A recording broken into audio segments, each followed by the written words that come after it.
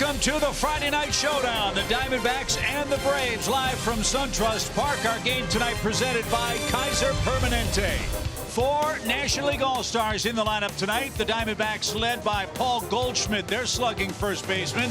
Ozzie Albies on his way to the All-Star game as a member of the Braves. So is Nick Markakis as the Braves and Diamondbacks meet for the first time here in 2018. Look who we found. Paul Bird's in for Joe Simpson, who's enjoying an early start to his All-Star break. And Birdie, the Braves and Diamondbacks in very similar spots. Arizona a half game back in the National League West. The Braves a half game back of the Phillies in the National League East, and the similarities continue beyond the standings. They do. And Joe Simpson, I don't know if you're at the beach, but Chip, don't go there yet. We still got 3 very important games to play against the Diamondbacks, and everybody's a little tired. So these are very, very important, and we have 2 similar teams. These teams are very well-rounded. They do a lot of things right. Look at the similarities. You see the wins. Position in the division, they're both in second place, knocking on the door, a half game behind. It's getting weird, Chip. Really close on home runs, runs per game, infield errors. They play great defense. The Diamondbacks have an excellent bullpen, so I would recommend getting into that bullpen early if you can and try to see some of the guys who aren't their setup men and closers. And if really there's been a theme for the Braves, these clubs they've played leading up to the All-Star break, it is excellent bullpens. We'll see if Atlanta can indeed take care of Zach Godley, and if indeed Anibal Sanchez can continue his excellent work. He's got the ball for Atlanta in Game 1. Perfect night for baseball. Big crowd on hand. Final 3 before the break. We'll get it started with the Diamondbacks and the Braves. First pitch right around the corner.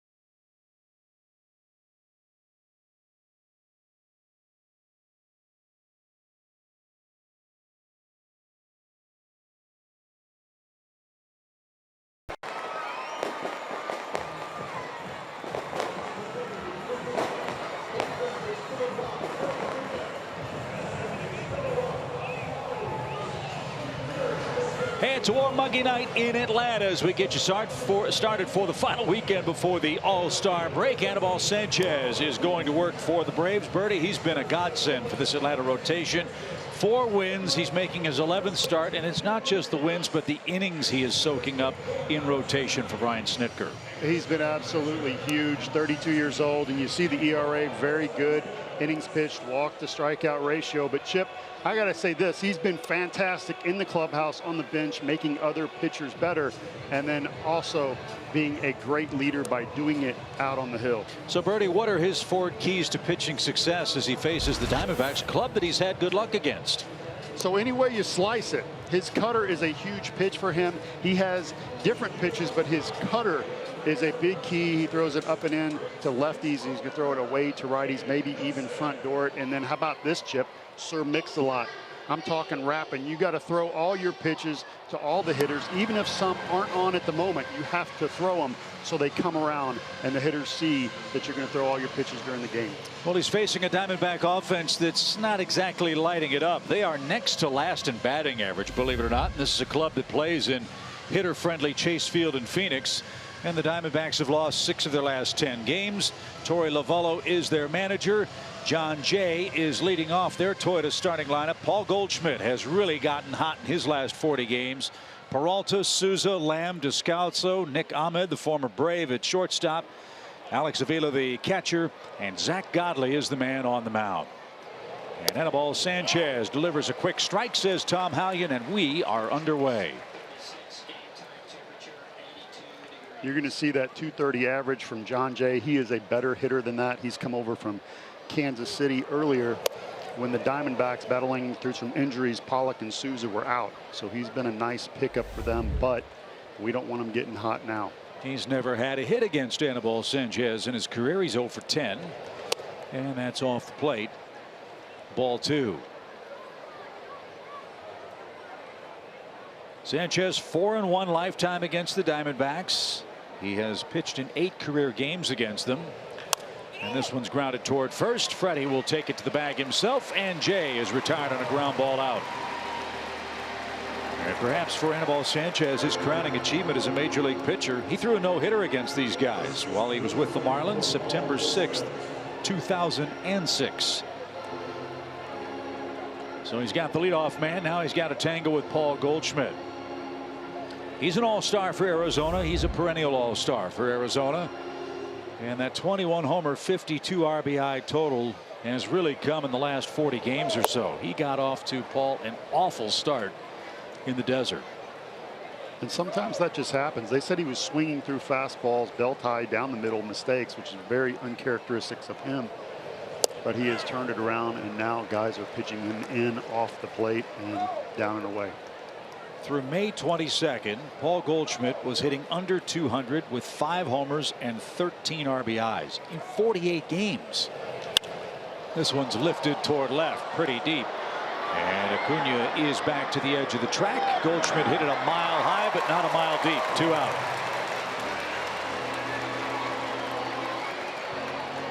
Well, if you watched Acuna on that play, he had it all the way. I'd like for him to give me a sign that it's in the park.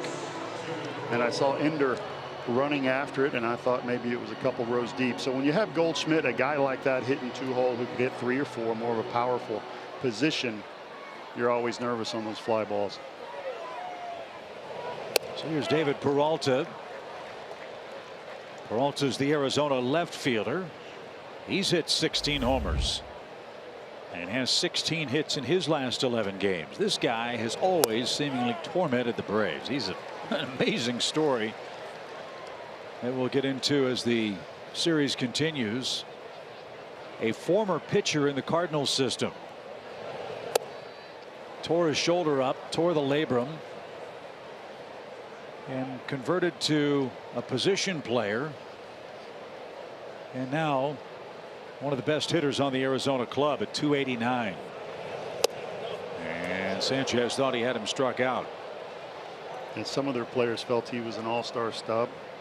Felt like he could have definitely been there, but his nickname is the Freight Train. Tons of energy, and he is a leader on the field. There's that Sir Mix-a-Lot pitch you were talking about. Peralta way out in front. Sanchez has a 1-2-3 first. Zach Godley to the mound for the Diamondbacks.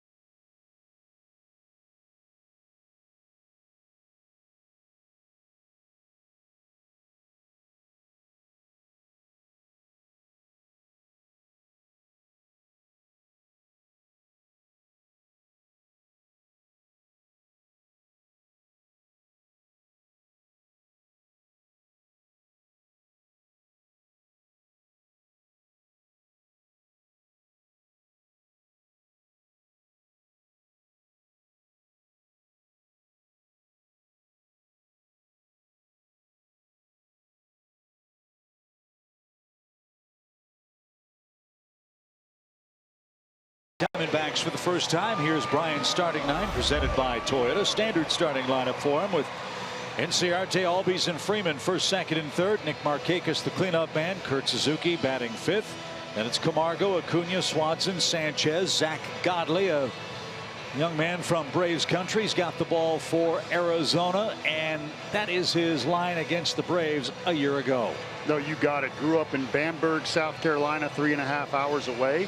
Former home of Mookie Wilson. So last game, half the town was there. Population 3,600 in 2010. Now, he's got to learn to control those emotions, have a big pass list, make pitches even when mom and dad's close, and control the breathing. And the first man he'll face is former Diamondback Ender Inciarte, who's hitting .246 for the year. Jake Lamb in on the grass at third. Check out Lamb's shoes, man. Turquoise.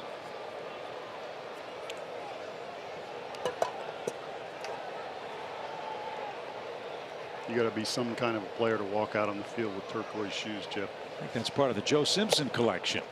Ball two, up and away, 2 balls, no strikes. What's very interesting is Godley started Ender off with a curveball. That may happen once or twice a year, but he does have a very good one and can throw it even up to 50% of the time. Mixes in a 4-seamer and a cutter as well. So how's he doing this, Paul? He's got 10 wins, but he's got a high ERA. In fact, I think his ERA is the highest of any major leaguer that's in double digits in victories so far this year. So there's different ways you can do it. Number one is you can get a lot of run support, and the ERA is not as important depending on the place you throw. The other thing is you can have a disaster outing. You can give up 10 runs one game and then bounce back and throw 5 or 6 quality starts and have another disaster outing. That was the Paul Bird program. I didn't have very good stuff, and I was a fly ball pitcher, so I could give up monster innings with the best of them. Goldschmidt makes the play at first. This is an excellent Arizona infield defense. 1 out. But as long as you keep your team in the game and give your team a chance to win, there's something to be said for that. It's not always about ERA. Well, isn't it funny? You have those so-called disaster outings. One bad game, your ERA shoots up, and then it takes you 4 or 5 to whittle it back down to where it was. Should be the same proportion as far as pitchers are concerned, I would think. That's it. You see those numbers we put up. I would like to see fewer walks. He would too. But sometimes he lives on the edge a little bit, which is also going to add to that ERA when you have a high walk count. Big shift on for Ozzie, headed to the All-Star game for the Braves. The pitch from Godley is outside, ball 1. Ozzie with an 8-game hitting streak, 16 hits in those 8 games. And he's reached base in 20 consecutive affairs for Atlanta. There's that hard knuckle curve. You can see he spikes it on top, trying to get that 12-6 rotation, 82 miles an hour, nice speed, 2-seamer, 4-seamer, 90 to 92. So that is a hard curveball. 2 balls, no strikes. Freddie Freeman waiting on deck as Ozzie pops one up. Arizona in a shift, long run. Can anybody get there? Lamb over the shoulder makes a nice play. And Ozzie was running hard. He would have been at second if Lamb didn't catch it. So that was good to see, as was this catch. Nice effort. That is not an easy catch. Running, catching it in the basket style over the right shoulder and the gloves in your left hand, not easy at all. But when that shifts on, crazy stuff can happen. And I agree with you. The Braves do play the game the right way, running the bases. I think Eric Young is a big reason for that. Freddie Freeman, the batter. 16 homers, 60 driven in for the Braves first baseman. And Godley bounced one up there and missed badly. 1 ball, no strikes.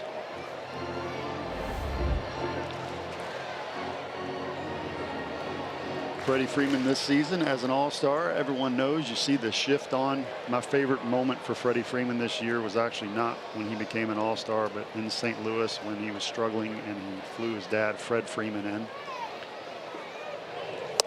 and hit a home run and stepped on home plate and pointed to him and got a big smile. I mean, as a father, what a great feeling that would be, and nice to see his son, just like Chipper, when he got in trouble, his dad comes to the field. Good cut by Freddie, fouled straight back, a ball and 2 strikes. And now with a 1-2 count, Arizona changes the man in the shift. It'll be Lamb going to the first base side of second base. Nick Ahmed, the shortstop, playing up the middle. The pitch and fouled back to the screen. It's still 1-2.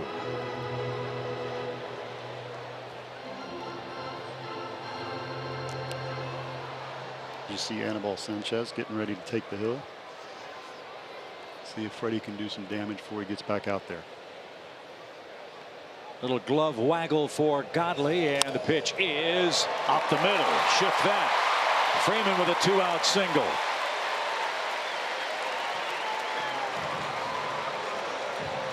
So Freddie's series off to a good start. That keeps the inning alive for Braves right fielder Nick Markakis. Well, there's only so much the shift can do. There's the curveball up the middle. Freddie always looking to drive the ball over shortstop. They play the shift on him, and he drives it up the middle. Beautiful piece of hitting. Braves have been an excellent 2-out team this year. They've scored 180 2-out runs. Let's see if Markakis can chase Freeman home. Nick's got 29 doubles. He's got 38 multi-hit games. And he's got a big hole on the right side where Goldschmidt holds Freeman. And he bounces it that way, and that's going to sneak through for a hit. Freddie's going to go first to third. Atlanta with 2 hits with 2 outs.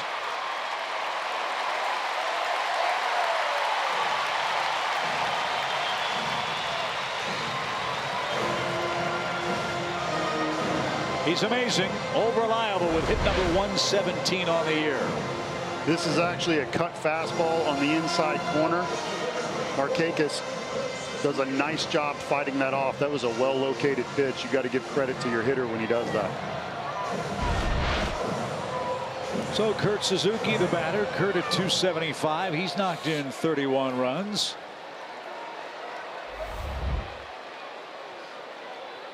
One thing Arizona wants out of Godley is innings tonight. They just came from Colorado.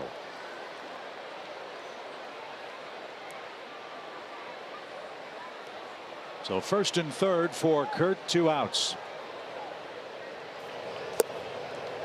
Not only is it hard to pitch in Colorado because of the altitude, but you have to work really hard to make all of your breaking pitches break. So a lot of times when you leave Colorado your next week or 2, you're trying to get back on track.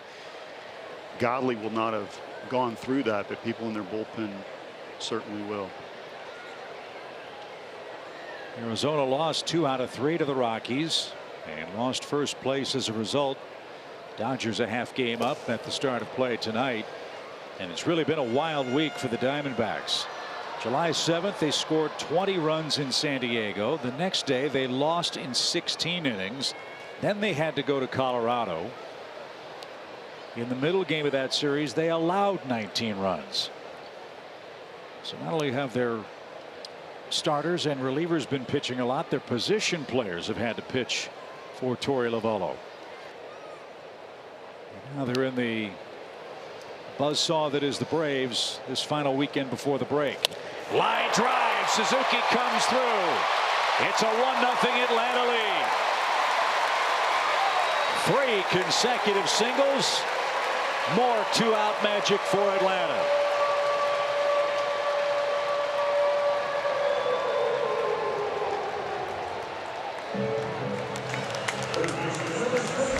Beautiful piece of hitting.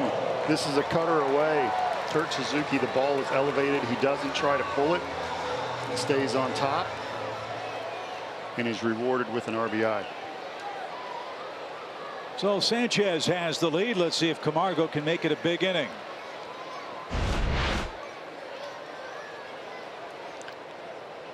Johan, 24 RBIs since June 1st.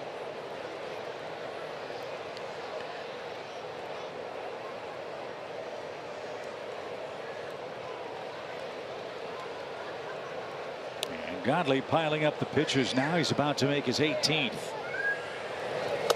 And Camargo couldn't check his swing. I want you to watch this replay of a curveball to Godley here to Suzuki. And I want to watch how his body will fall off to the left side of the plate, causing him down and away. So you're going to see a lot of pitches that he throws are going to miss glove side. As you saw the one to Camargo, the one to Suzuki is up. It's okay to fall off to the left side as long as you don't pull everything, and he is pulling everything. This is what Hannibal Sanchez was working with Julio Teheran about earlier that helped turn him around a little bit in the last couple of weeks. Yeah, we had that great video of him working on the side where it looked like, to my untrained eye, trying to get him more toward the plate. Yes. Instead of, as you said, falling off to the left side as a right-hand pitcher. It's hard because as a pitcher, you're firing on all cylinders. Your back leg, you're pulling that left shoulder out, and it's really easy when you try to throw the ball as hard as you can to stay on a straight line to home. And you can get out of sync without knowing it, and that's one of Godley's problems, and he's struggling with it now. But he's ahead 2 strikes, and Camargo fought that off.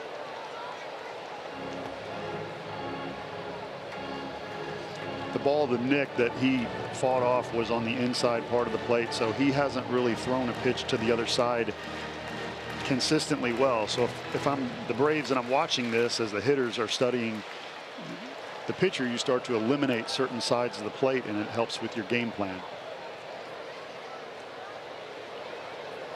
Nick at second, Kurt at first. Camargo now an 0-2 pitch. And it's cut on and missed, and that'll retire the side. But 3 consecutive Atlanta singles with 2 outs. Freddie Freeman got the hit parade started. Kurt Suzuki finished it with an RBI single. And after 1 inning, Hannibal Sanchez and the Braves get the weekend off to a good start. It's 1-0 Braves in front.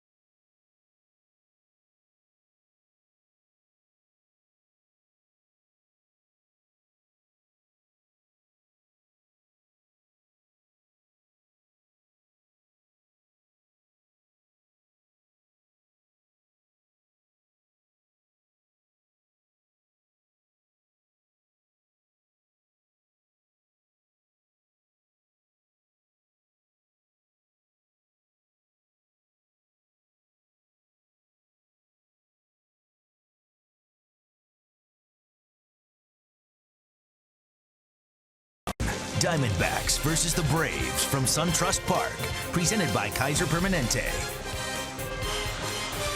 Braves off to a good start. They lead 1-0. 3 consecutive 2-out hits off Zach Godley. Kurt Suzuki with the run-scoring knock, his 32nd RBI of the year. So we head to the second inning. Steven Souza will lead off. As Paul mentioned, this is a Diamondbacks club that has had to deal with a lot of injuries. Souza's been disabled not once but twice because of a pectoral muscle problem. He got that diving for a ball in spring training early. Missed about 30 games, came back, injured it again, and missed around another 40. And he takes a strike. It's an even count. But a much better hitter than those numbers that you see right there. And if he is able to bounce back, it'll be a huge boost for the Diamondbacks in the second half. Rifled toward right center field. That ball won't be cut off. It's up against the fence. And Souza's on his way to second, and an awkward tag of the bag. He's going to stop there. And he'll stand at second with a leadoff double. His 4th 2-base hit of the year. And something went flying off Souza's body when he got to the second base bag. That is the thumb guard that went flying. You know, when you're thinking triple and rounding second base, anything can happen. He was really wanted to go to third on that one, but they held him up with nobody out. You don't want to make that first out at third base or the last. So he represents the tying run. Here's Jake Lamb. Lamb hitting .234 on the year.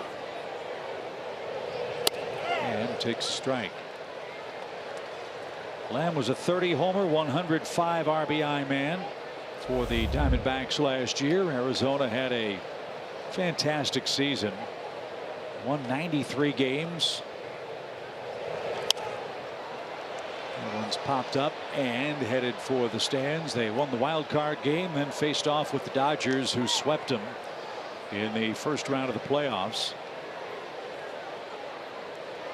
And the Diamondbacks, despite that slow start from Paul Goldschmidt, really started heating up and had a big lead out west for a while.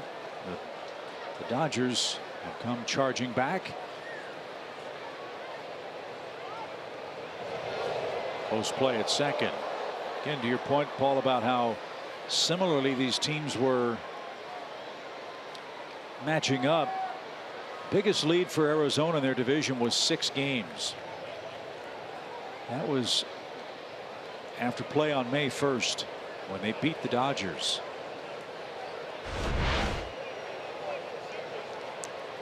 Did they get him?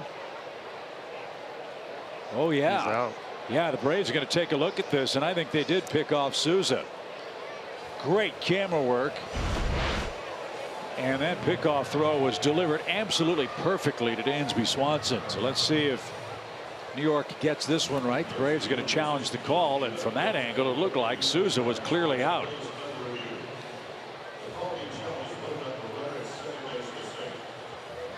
Souza's looking and hoping that New York doesn't see that. This is going to be an easy one. Yeah, they picked him off. How about that?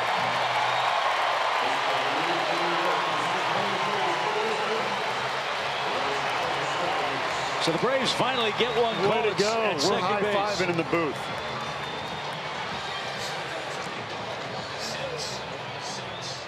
That is such a great feeling when you give up a leadoff double and something like that happens. You pick them off and good fortune comes your way. And the credit goes to Anibal because, as you said, that was a perfectly located pickoff. So Lamb has to hit with a 1-2 count and 1 out. And that's in the dirt. 2 balls, 2 strikes.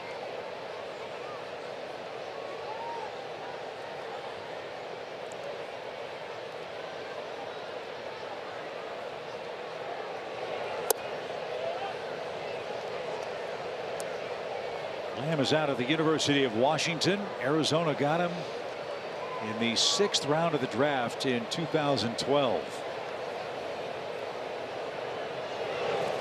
And Sanchez just struck him out. 2 strikeouts for Anibal tonight, and just like that, 2 men are out. Anibal with an excellent turn right here, and then comes with the changeup. A ball that looks like it's going to be a strike. You see it coming off the middle fingers. It's got some 2-seam run to it. Nasty. And here's Descalso, the man with the 8.10 ERA. Yes, he has an 8.10 ERA. He had to pitch the other day, and he had to pitch in Denver. And he did all right. If you think of it, he's given up 3 earned runs in 3 1/3 innings as a position player, but Bud Black, former pitcher himself and the manager of the Rockies, was giving Descalso props for his great work in a blowout game. And I love what Daniel said. I had good spin rate on my breaking ball, as he laughed while he was taking infield the other day. 2 balls and a strike. And lifted toward left. Acuna on the run, still going, gliding to the track, and he'll get there. And that retires the side. A pick off the big play in the second. That helps preserve a 1-0 Atlanta lead.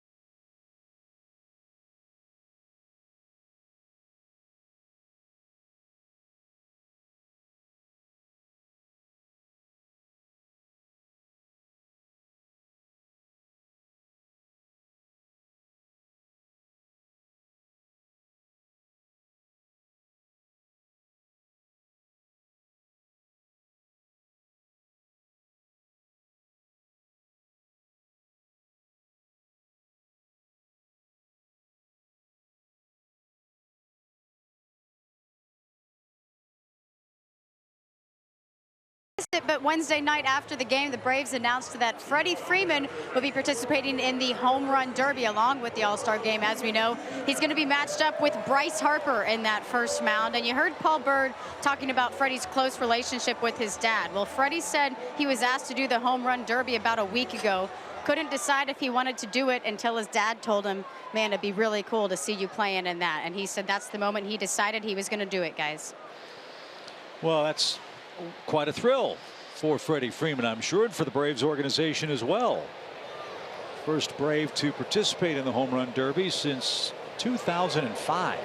That's way too long. I agree. And how about that first round matchup of Bryce Harper? Let's get it out of the way early, Chip. Ronald Acuna leads off for the Braves in the second. Swanson and Sanchez to follow. And Ronald takes a strike. It's now even at 1-1. You know what's weird about the Home Run Derby? You've got 8 competitors. Only 1 from the American League. How does that happen? Pitch. That one got away. Just a bit outside. Yeah, there you go. Well, that part of the plate is going to be hard for Godley to locate on as long as he's falling off to the left. Already on the first base side of the rubber, he's going to fall off to the left and try to locate in, and that's a very hard thing to do.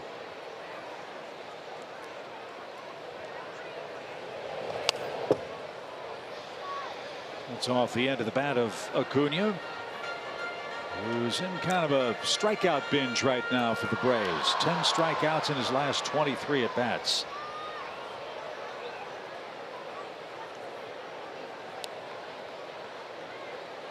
Two balls, 2 strikes. Shift on for him. 3 defenders on the left side. The pitch, and he hammers it over the shift. That's headed for the left field corner. Acuna flying around first. He's on his way to second, and he'll stand there leading off the inning. Arizona hadn't played too low. Couldn't catch that one, and the Braves already with 4 hits. This is a curveball down. It's middle, and it's down.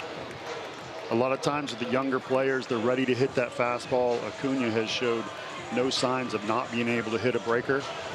And I love the way he was flying around first base and got faster on the turn. So no chance for Peralta to stop him at second. Dansby Swanson, the hitter. Let's see if he can bring home his 35th RBI. Dansby's got 3 hits in his last 3 games. And he took a shot at right and fouled it off. Good idea. Great idea. Runner on second, nobody out. You want to hit the ball to the right side of the infield, move him to third, even though Anibal Sanchez is a pitcher on deck. I like his chances of a sac fly better than a base hit.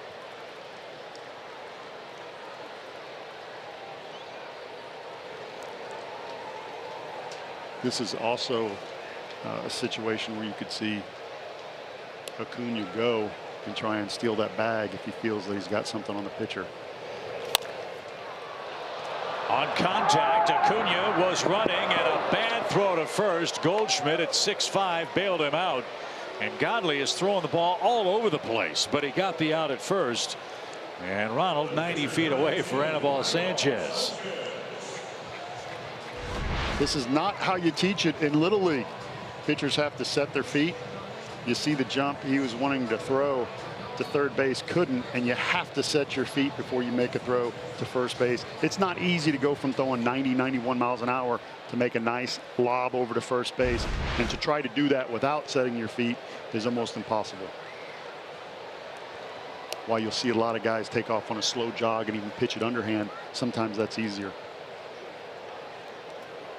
So Anibal with a chance to help himself. He swings and misses, but made contact with Alex Avila on the backswing. And these guys were teammates with the Tigers. Doink.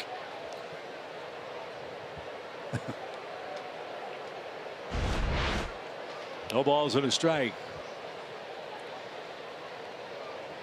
Infield in for Arizona. And a bunt try. Sanchez missed it badly. And it's 0-2.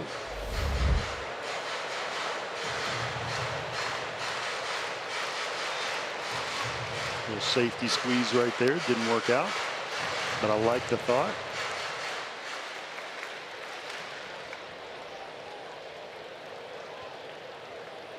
Ender Inciarte is next. As Sanchez way behind in the count. And the 0-2 is cut on and missed.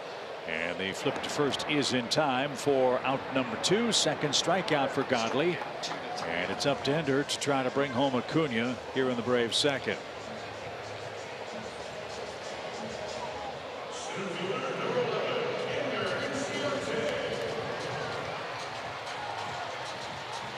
Ender bounced out to Goldschmidt his first time up.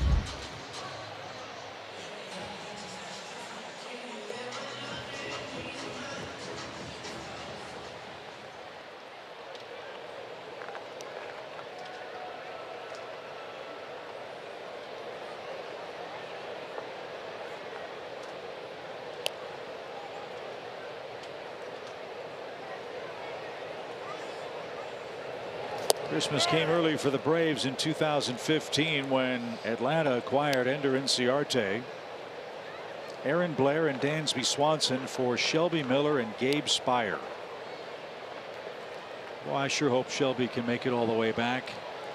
Tough go since he's come back to the major leagues after Tommy John surgery. In fact, he was sent back to Arizona after his last start, complaining of some elbow tenderness.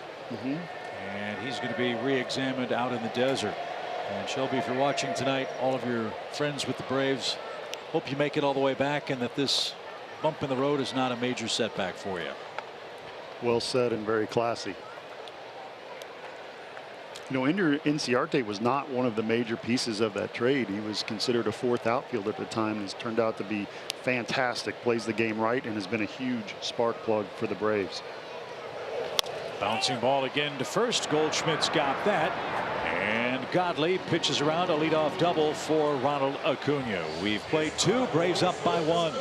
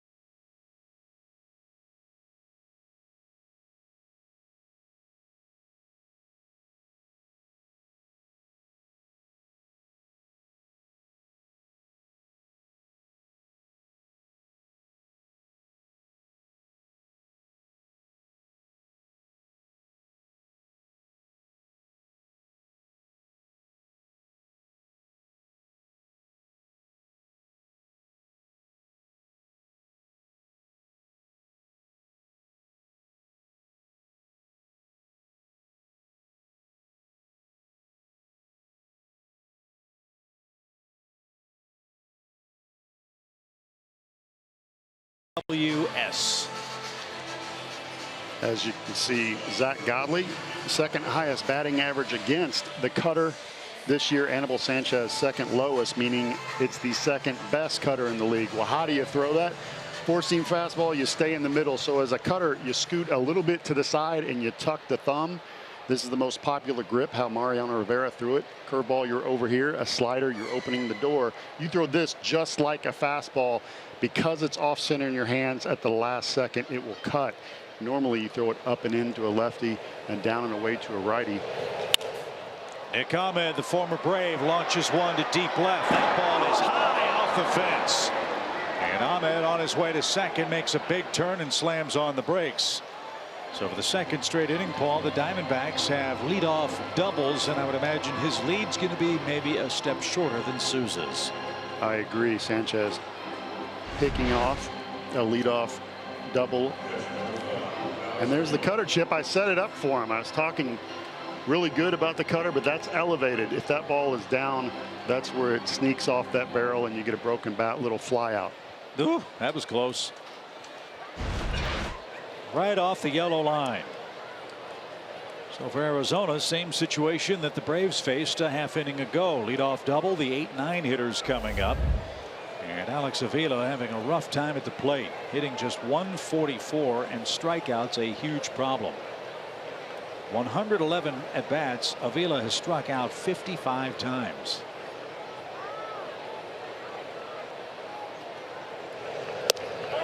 And a strike.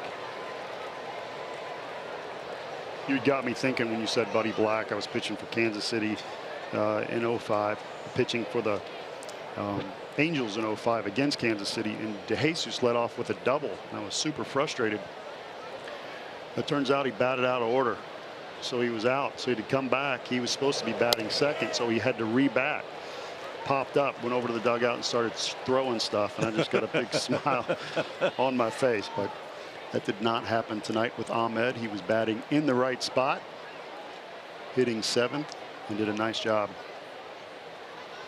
Just missing a home run. No balls, 2 strikes for Alex Avila. And that's off the plate. It's 1-2.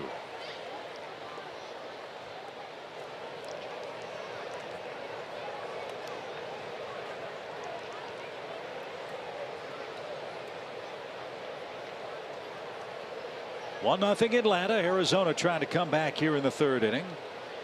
Nick Ahmed a leadoff double. Avila up there with nobody out. Braves have a shift on for him, and it's right back up the middle. Dansby's going to go to third. They've got him in a rundown. Dansby will track him down. What a play.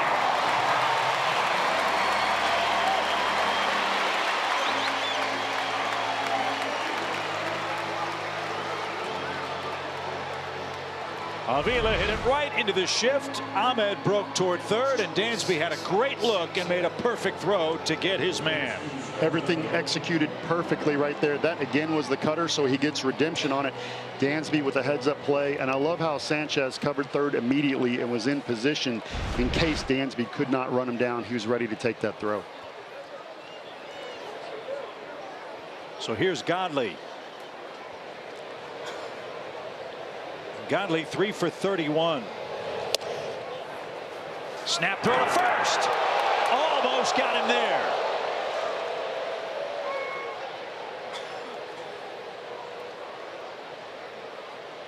Ozzie snuck in behind the runner. Avila at first.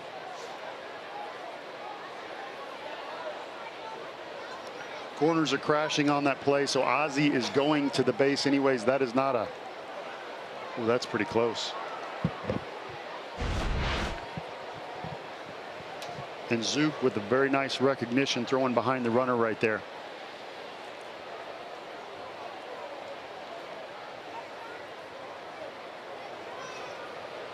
One ball, no strikes. 1-0 Atlanta. Arizona's had a man picked off at second. They've had a man thrown out between second and third in a one-run game.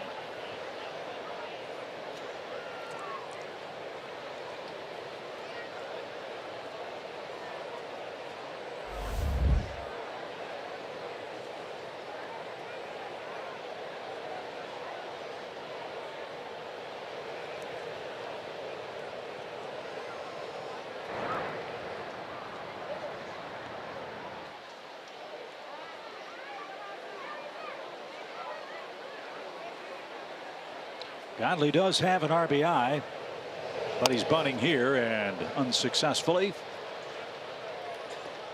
1-2.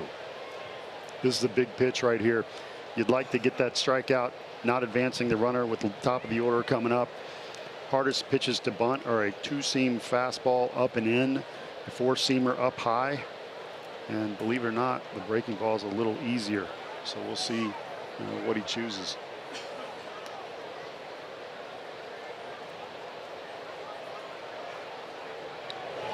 He got the bunt down. To second one. To first. High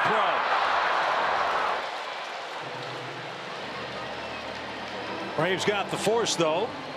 And now Godley will have to run the bases with 2 outs. This is perfectly thrown. This is the high fastball. It's tough to bunt. It goes right back to the pitcher with a lot of heat on it. Annabelle wisely going to second.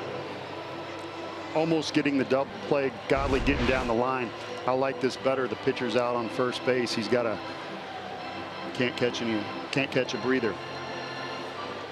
So it will be John Jay, the former Cardinal, Padre, Cub.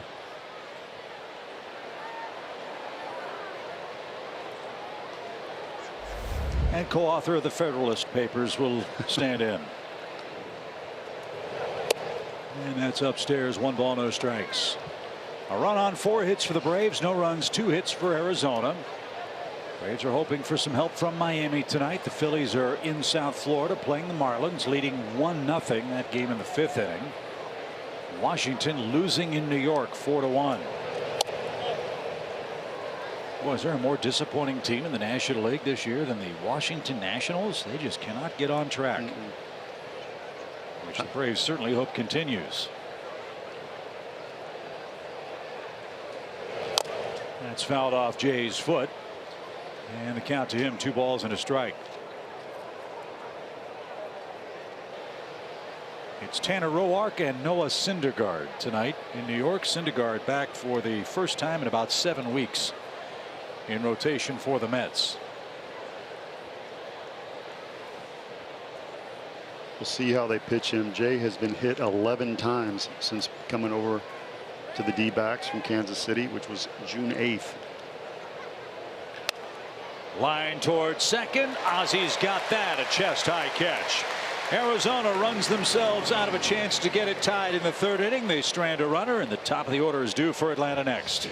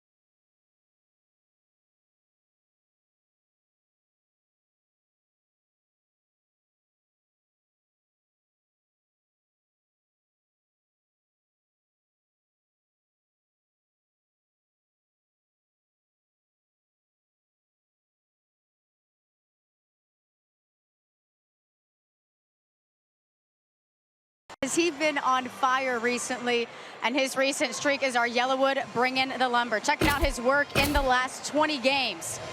Look at what he's been able to do. He's hitting .418 in those last 20 with 14 extra base hits and has reached base in 20 straight games. And you know, his mom had one request before Ozzy left Curacao for spring training this year. She asked her son to hit 20 home runs this season. Well, his family flew in. They were here for the game yesterday. They're going to follow him to D.C. for the All-Star game. And his mama in the stands got to see Ozzy hit home run number 20 after he went yard twice last night. So not only did he reach his mom's season goal, it was halfway through the season, guys. Well, he's having an amazing run, Kelsey, and I'm going to ask you a question, Paul Bird. With all the talk of the great year that Freddie Freeman has put together, might Ozzy Albies be giving Freddie a run for the MVP honors in the National League with this incredible first half? Yeah, I certainly couldn't argue with that, Chip, because his value to a team, that doesn't mean that we don't think first basemen are valuable, but you're supposed to hit home runs. It's a power position, but when you move a little guy over there at second base and he's challenging for the league in home run, has got some huge hits throughout the year, has played great defense, then I would say yes, there's a chance that right now, if you were to hand the MVP trophy to somebody and you handed it to him, I couldn't argue. Well, he's gotten over 200 total bases. Now, at first glance, that doesn't sound like, okay, great. What does that mean, right? Well, since the All-Star game was created this season, Ozzie Albies became one of 3 players in the history of the game, age 21 or younger, to have 200 or more total bases before the All-Star break. The other 2 players, Al Kaline and Mike Trout. And everyone knows how great a player Mike Trout is. Younger fans might not know how great a player Al Kaline was with the Detroit Tigers. Check him out. So truly an historic season for Ozzie Albies. And we've not yet gotten to the All-Star break. The best is still to come for this kid who leads the league in runs, total bases, doubles, and extra base hits. And I loved how Andrew Jones was there to present him with the All-Star jersey, being from the island in the Caribbean, Curacao, with a hug. Everybody loves Andrew Jones here in the States, so you can only imagine how big a name he is back home. Ozzie, extremely excited. That's bounced foul and out of play. 1 ball, 2 strikes still. I want to say something because, you know, when I go and I meet with guys and scouts, and I've been around the game for a long time, and I say, who was one of the most exciting players you ever watched, or who was the guy? You ready? Go. Yeah. Roberto Clemente. Okay. Everybody talks about Clemente, and they say, you know, and that's no disrespect to Hank Aaron or Mays or some of the other greats in that generation, but they talk about how he could beat you in so many different ways, and how when he ran, his helmet would fly off, and he was kind of gangly like a Hunter Pence type, but just did everything so well. And all the scouts now measure the tools compared to Roberto Clemente, the 5 tools. He is the standard that everybody is measured by. And we have some players on the Braves team. I'm not saying they're Roberto Clemente. I'm just saying they were a blast to watch. He's one of them. Acuna, the way they take bases, the way they smile, the way they use all of their tools to help a team win a game. Freddie Freeman takes a strike over the outside corner. 0-1 to Freddie, who singled and scored the Braves' first run back in the opening inning. Did I talk long enough for you? Perfect. It's great. I'm excited. Up and away for Freddie. 1 ball, 1 strike.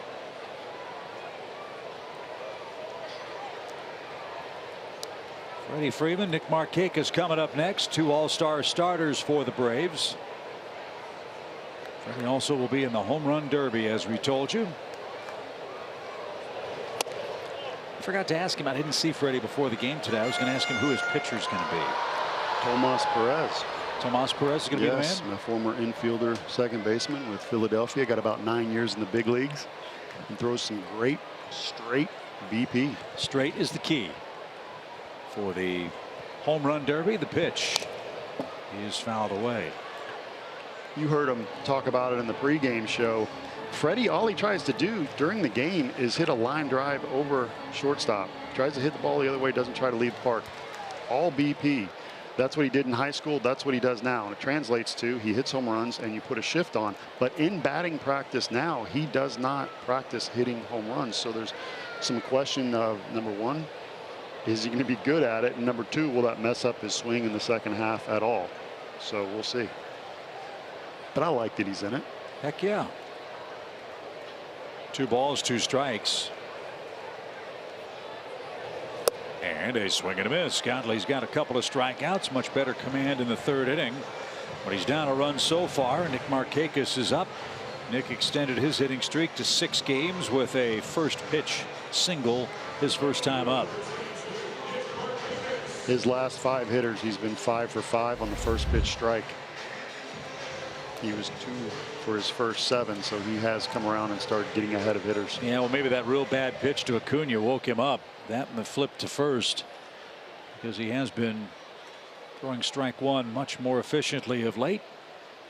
And here's Nick. And he takes a strike. And when the inning is over, at some point, he will sprint off the field and almost crash into the dugout. He actually did slide and end up on his back in the dugout. So now the Diamondbacks have a personnel who will stand there and make sure that he slows down. Really? It's like a bull in a china shop, yeah. He only knows one speed. Well, you said Peralta's the freight train. Yes. Maybe the wrong guy's got the nickname. You may be right. They have asked him to slow down, and apparently he can't. As you see Mike Butcher, the pitching coach over there. No balls, 2 strikes. And lifted toward left center. That's curling out toward Peralta. And he'll haul that in. And Godley has a perfect 1-2-3 Atlanta third. Paul Goldschmidt leads off next. 1-0 Braves in front.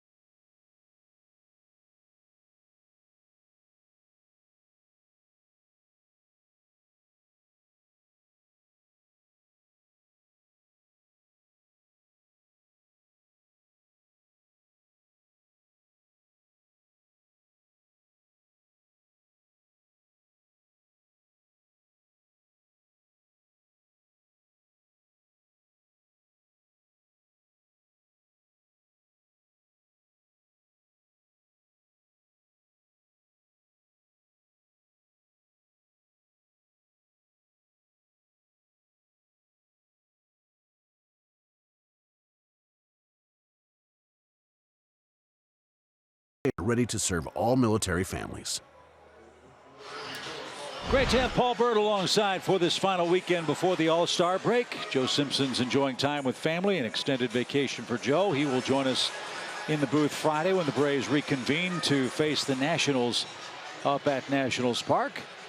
Kelsey Wingert with us tonight, as well as our terrific Fox Sports crew, our producer Gretchen Caney, Gary Lehman, our director, Jan Hartzog, our statistician upstairs, on this beautiful Friday night in Atlanta. Big crowd here for the weekend. Friday night fireworks, of course, and 2 real good clubs, both a half game out in their respective divisions, entering tonight's play.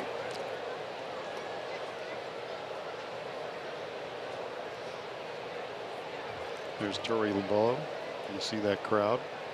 Torey's done a really nice job bringing a culture change here to the Diamondbacks. I like the way they play the game. They can beat you in different ways. We talked a little bit about it earlier, but he is a player's manager. Guys like playing for him. He was a grinder, so he understands the game is not easy, and he's a nice fit with the new GM regime of Mike Hazen, who they brought over, and then the assistant GM Jared Porter. Well, he was the manager of the year last year. 3rd Diamondback skipper to earn that honor. Bob Melvin and Kirk Gibson also managers of the year in the desert. And that's high to Goldschmidt, full count. I asked him before the game why he was batting Goldschmidt second, and he said, Paul, the metrics say the 2-hole gets the most opportunities throughout the game. He said after the first time through the lineup, you can't really control where somebody bats. Swing and a miss. Goldschmidt tied up, asks if it was a strike. Tom Hellion said yes. And a big leadoff man retired to start the 4th inning. Sanchez with a nice fastball in the inside corner. You see him reach back. That's not a cutter. That is an excellent 4-seam fastball that gets there quick and beats him.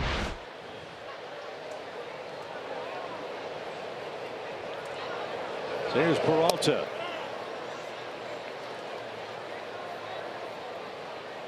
Peralta struck out his first time up.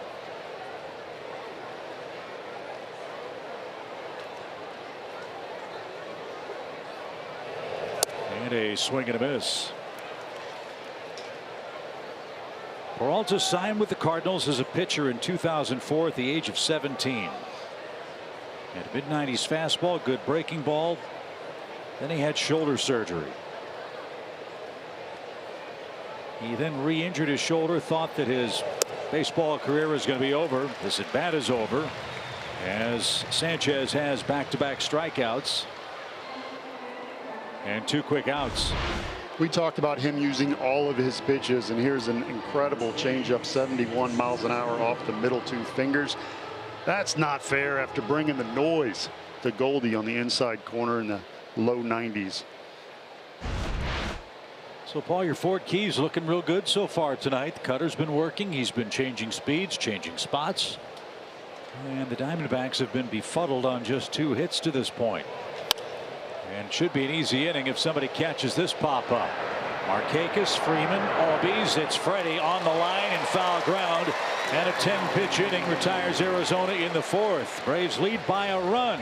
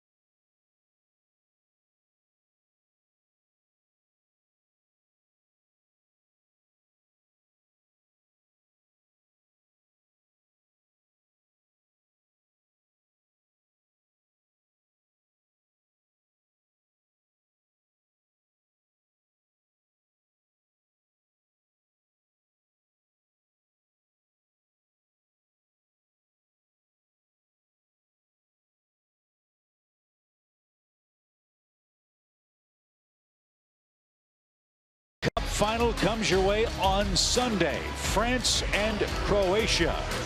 Pogba, Mbappe take on Modric and the rest of the Croatian squad. Coverage starts Sunday at 10 a.m. Eastern, or stream it live on the Fox Sports app. There's Chris McCann, midfielder from Atlanta United, with us tonight to watch the Braves. You know, he'll be watching the World Cup as well.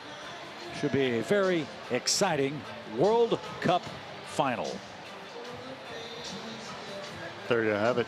Chris McCann. God, Atlanta United is basically a 2-hour pep rally when I'm going to those games. It's madness, and it's an absolute blast. Looks like a lot of fun. Kurt Suzuki has the lone RBI tonight. A 2-out single in the first inning. And he jumps on a first pitch, drives it toward Peralta in left. And 1 pitch, 1 out. So 7 up, 7 down for the Arizona starter. Here's Camargo, the first strikeout victim of Godley tonight.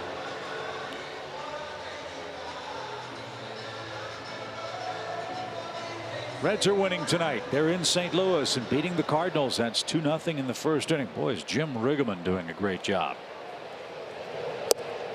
Reds aren't going to win the Central, but they may have a hand in who does. They have been a real handful. Frankly, I'm glad the Braves are done with them. Swing and a miss. It's 0-2. That's Matt Harvey tonight, pitching for the Reds. Harvey might be a guy that's going to be traded at the deadline. He's really rebuilt his career with Cincinnati after Couple of real serious injuries, and quite frankly, he was his own worst enemy off the field in New York. Carlos Martinez pitching for the Cardinals.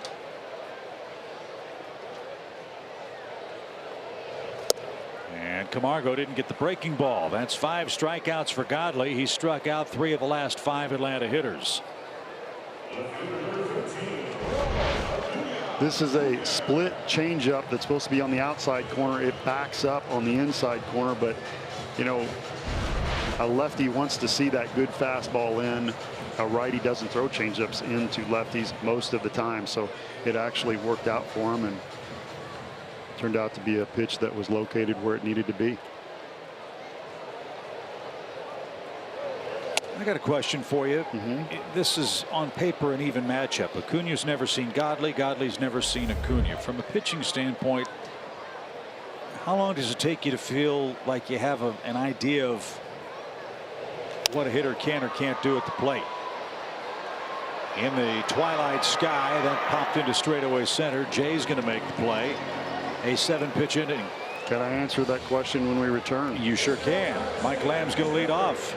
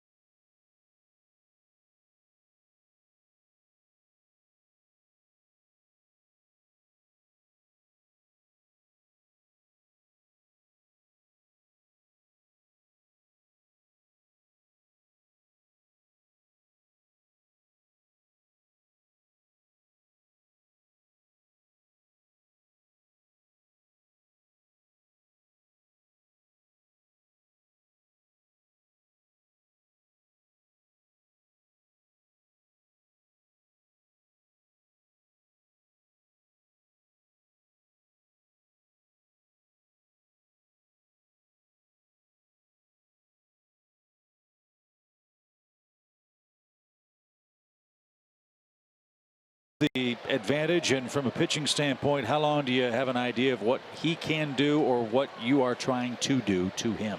I think the advantage goes to the pitcher early simply because the hitter hasn't seen his pitches. It's hard to walk up to the plate and get a feel when you've never seen a guy before. You don't know what his fastball looks like. A guy may throw 90, 92, and it may look 95 to somebody else it may look 88. So at first, until you settle in, I got to give the advantage to the pitcher. Then I give the advantage to the pitcher as it continues. First of all, it's hard to hit because the more a pitcher who throws multiple pitches. Ground ball to second, right into the shift. And there's out number 1. Starts to log innings against a hitter, he's starting to figure out what they can and can't hit. Here's where it changes. If you are a thrower and you come up to the big leagues and you can't throw multiple pitches for strikes and you can't locate, then the advantage it switches over to the hitter because they start eliminating pitches that you can't throw for strikes. And it's so good now. When you walk in that batting cage, there is every kind of number that you would want to know, from night to day to inning to first pitch to last pitch to how many pitches they use. So it's real easy to study now. So the advantage switches to the hitter quickly if you are a thrower and not a pitcher. Daniel Descalso, the batter, with 1 out. Descalso flied out his first time and bailed and wailed there and didn't get it. It's 0-2. You asked me a pitching question with 2 outs and I had 5 seconds to answer. Oh, that was my fault. No, you know I talk too much to be able to get a complete thought in. No balls, 2 strikes. And up and away to Descalso, the former Cardinal. It's 1-2.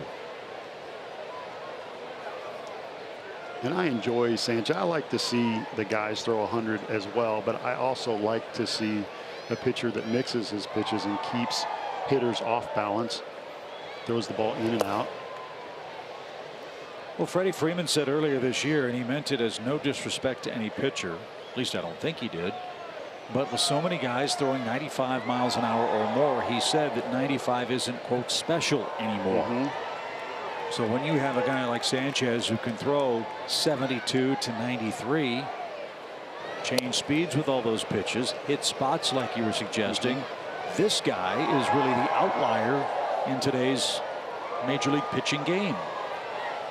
And we'll see another guy just like that tomorrow night in Zach Greinke pitching for Arizona. Another pop left side. Dansby drifts out. It'll carry out to Acuna, and Ronald squeezes that. 2 out. Another thing too, he's got these guys so off stride and off balance right now. It's a pleasure to watch. I think in a rotation, and I'm not talking about, I think this holds true to the bullpen too. You have to give teams different looks. You have to give teams righties, lefties. So when you have a guy that comes in that throws 5 or 6 different pitches for strikes, mixes it up a little bit, turns a little bit, has a good changeup, it's a good guy to follow, and he can throw after anybody because he is different. And I remember pitching with Cleveland late in my career where I didn't have a good fastball and had to do the double pump and swing arms and legs and had every different body part going different directions. And guys like CC Sabathia would say, can I follow him? Because it was so drastically different. Makes total sense. So, and a ball again, 2 quick outs, going deep into the game very efficiently, just 59 pitches so far to former Brave farmhand Nick Ahmed. Braves traded Nick to the Diamondbacks in the Justin Upton and Chris Johnson deal. It was Ahmed, Martin Prado, Randall Delgado, and Zeke Spruill, along with Brandon Drury in that deal. And a swing and a miss. 2 balls, 2 strikes. Ahmed with 12 home runs this year. He'd like to see that average a little bit higher, but he's done a really nice job of turning on the ball this year. They said in years past he was always in 0-2 mode, just trying to slap the ball. Now, early in the count, he'll try and go get it. How about that pitch? A 71 mile an hour lollipop, and Ahmed didn't get it. 3 up, 3 down again for Sanchez. His 5th strikeout. Sir Mix-a-Lot is dealing again. He's protecting a 1-0 lead.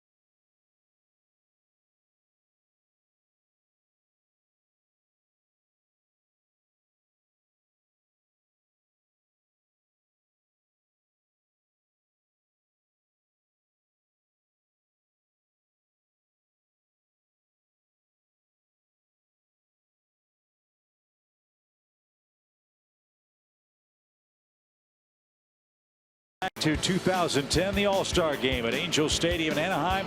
BMAC with a 3-run double with 2 outs in the 7th, which helped lead the National League to their first All-Star game win since 1996. Brian McCann was also named the MVP that night, July 13th, 2010. What kind of prize did he get, Chip? Jeff Francoeur was just loving every delicious minute of telling that story the other day. That was the one season that Major League Baseball did not award a new car to the All-Star Game MVP. Brian got, I think, a glass bat or some similar trophy for his MVP honors. All he wanted was a bass boat. Bass boat, pickup truck, Corvette, something. Instead, he got a trophy. So Dansby Swanson leads off. Let's get Anibal some insurance here. He's pitching great. Godley's given up 1 run. That was in the first inning. And that's taken low. 1 ball, 1 strike for the Braves shortstop.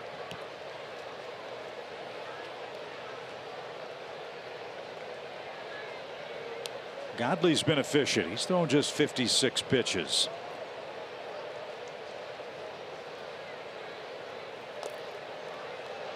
And again, this Arizona ball club, you think Arizona, you think offense with Goldschmidt and Peralta and Pollock and Souza and those guys. And that's very true. But you better do your scoring against them in the first 6, because 7th inning on might be a little tough to tally big time offense against them. Even as good as the Braves have been in the late innings, Arizona has the best bullpen ERA in the league. So keep that in mind as this weekend series rolls on. That group has been a big part of Arizona's surge to the top of the National League West. And as you said earlier, coming from Colorado, I'm interested to see if any of the relievers will have ill effects from leaving the high altitude. So a full count for Dansby. A walk would be nice. That means Sanchez could try to bunt him over.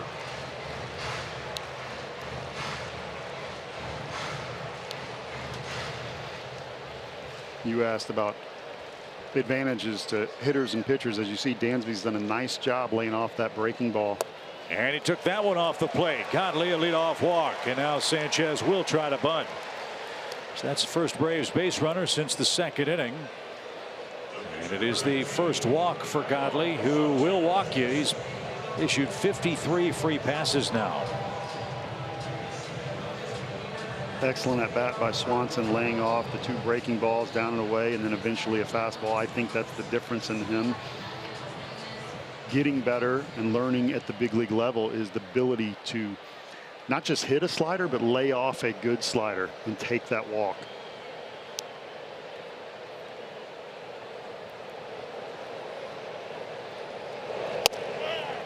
Yeah, it's taken for a strike.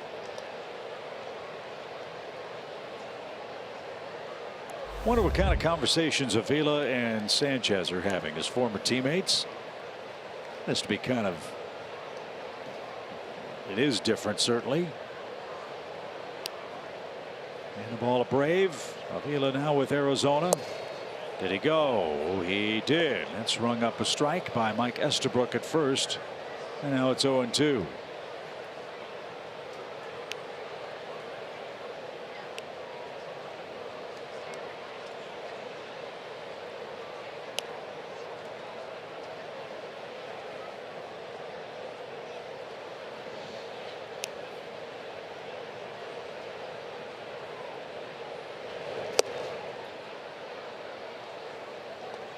Last 2 pitches are cutters on the outside part of the plate. As you can see, both of them have taken off a little bit.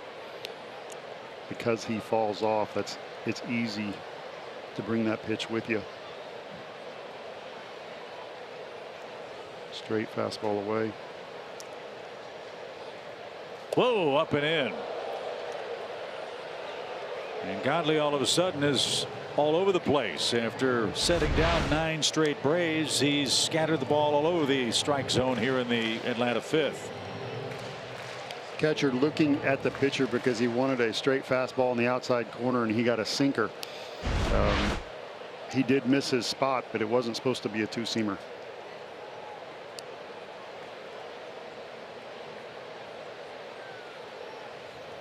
You can see Alex Avila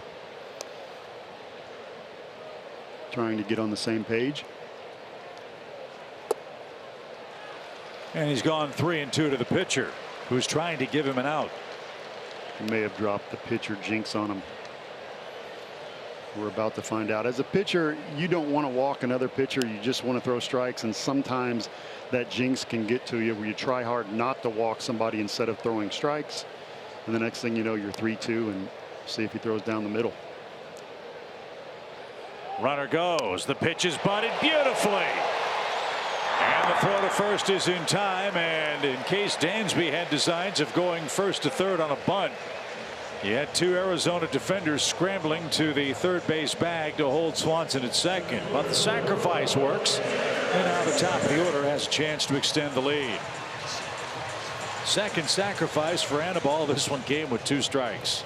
This was incredible. It was a curveball, which confuses me a little bit because in that situation, you want to throw whatever pitch is going to be a strike or your highest percentage for a pitch. So it's usually a fastball. The fact that he threw his curveball there tells me he has more confidence in that pitch. Well, let's make him pay for that leadoff walk. Ender has grounded to Goldschmidt twice. He is 0 for 2. Ender loves to swing at the first pitch in run scoring spots. And he checked it that time. No swing. 1 ball, no strikes.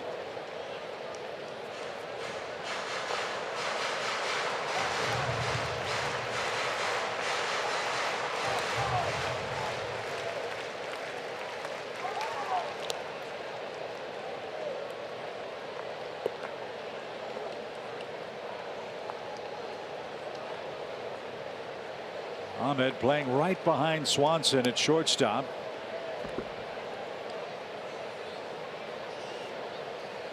Trying to keep him a step closer. Peralta, Jay, and Souza left to right in the Arizona outfield. The pitch is up and away, ball 2. And Arizona in the second inning got a leadoff double. Souza got picked off. They got a leadoff double in the third inning. On a ground ball up the middle by Alex Avila. Ahmed tried to break for third. The Braves got him in a rundown, tagged him out. And Arizona hasn't threatened since. Smoke towards second. Good pick and a perfect throw for the second out. Descalso surrounded that. That ball caught him. It was hit hard. And 2 are out, and Albies the batter. Ender a little frustrated right there, hoping that ball would go through because he did hit it well. It was 102 miles an hour off the bat. And if you try to get a ground ball through either one of these infield defenses, it's going to be a futile attempt. These are 2 really good fielding defensive clubs.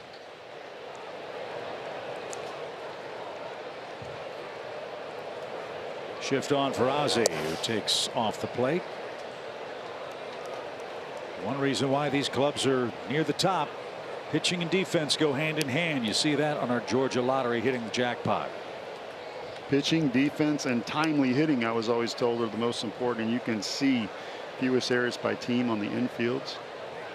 Diamondbacks leading the Waves. And how about the Bravos right behind them? I'll say Ron Washington is a big reason why. You have some young fielders out there, including Ozzie, and they're doing a great job. See Ron over there does such a good job with the early infield drills that outfielders will come in to work on their hands, which I've never seen before. 2 balls, no strikes. You know, the Diamondbacks don't want to get to Freeman here. They've got to deal with Ozzie, who didn't get that one. 2 balls and a strike.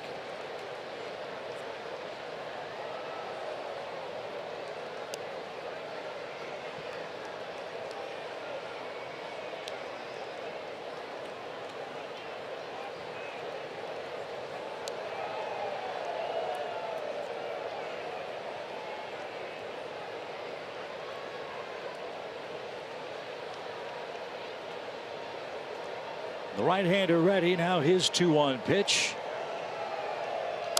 And off the end of the bat and off the screen. 2-2.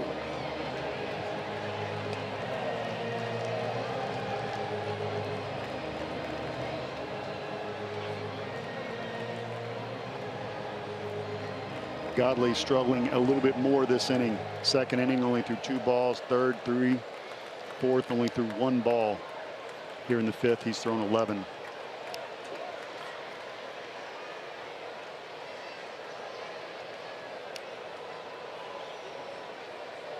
Now the 2-2 pitch.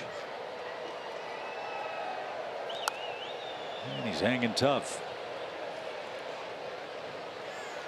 Albee second in the league in hits to Nick Markakis. Just an amazing first half for the Braves second baseman.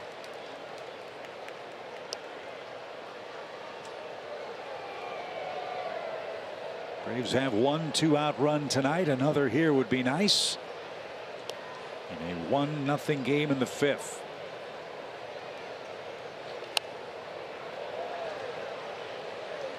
That's what he does so well, is cover good pitches until the pitcher makes mistake. As a pitcher, Chip, you're always taught keep the ball down, keep the ball down, keep the ball down. Well, this is not a great guy to keep the ball down to because he's not super tall, so he hits that pitch that's middle down and in. He destroys it. You can't throw the ball too high because he's not 6'3", so he's a hard guy to pitch to. And then when you put the ball on the outside corner like Godley just did and you're not rewarded, instead you get a foul off, it can be frustrating.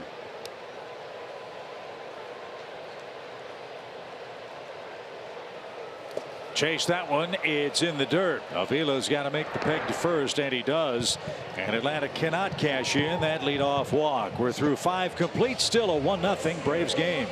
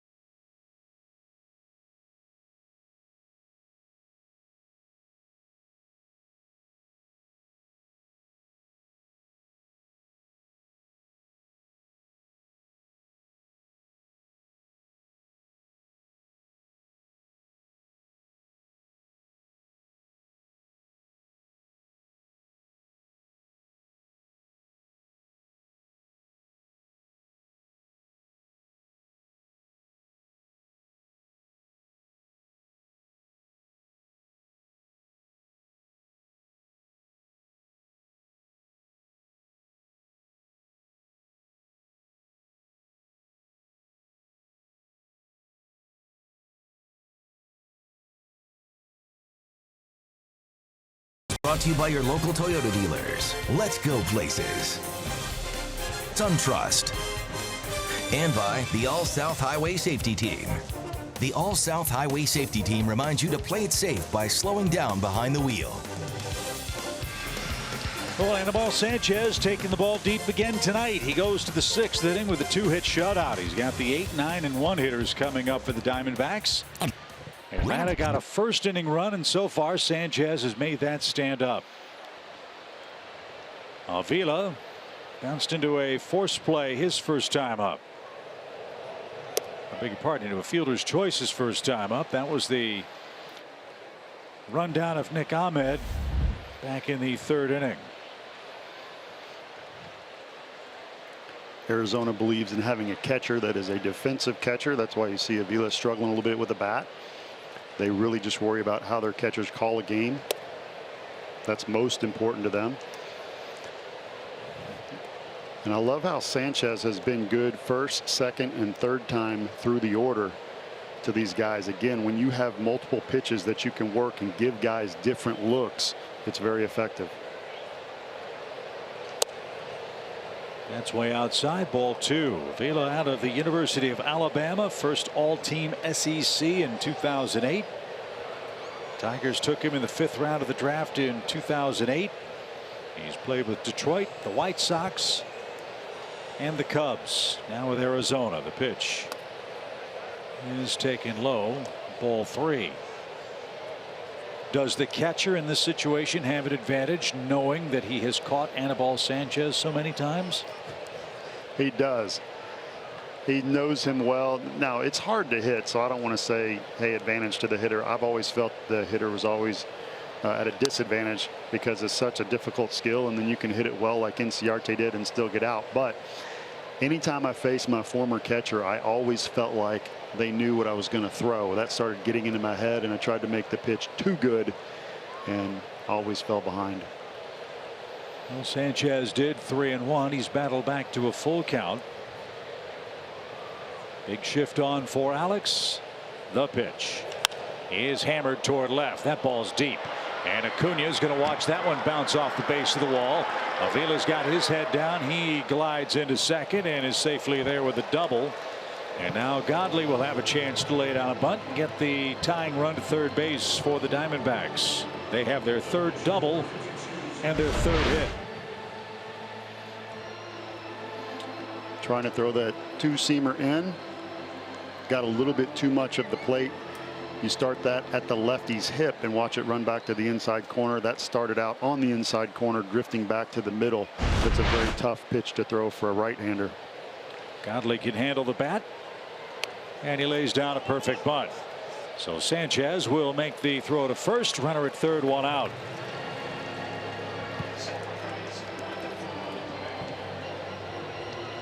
So Godley's doing all he can to help Arizona get back in the game. Now it's up to John Jay, the key man in the inning. Be interesting to see how the Braves play this. They're trying to make a decision now whether to bring the infield in. You want to roll the die here a little bit. You look at that season, those are good numbers, but Jay only hitting .230 here with the Diamondbacks. They've been switching the outfield with A.J. Pollock. They got a 4-man rotation. He hasn't got quite as many as at-bats as he was with Kansas City and elsewhere. Trying to tie him up inside, and that missed downstairs. 1 ball, no strikes.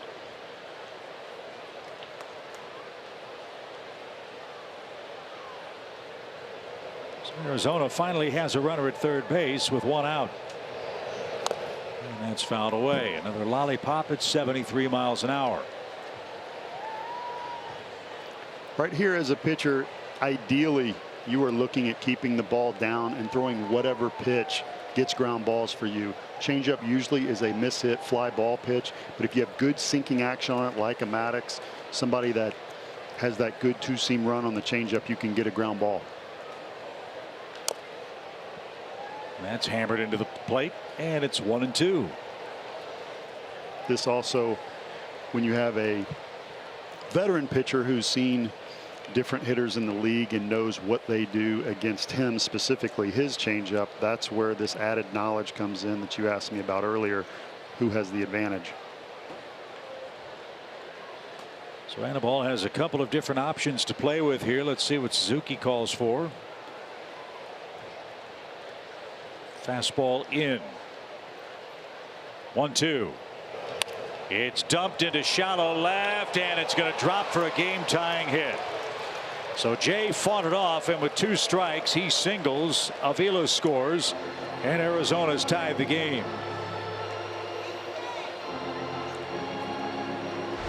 Well, that's the frustrating part.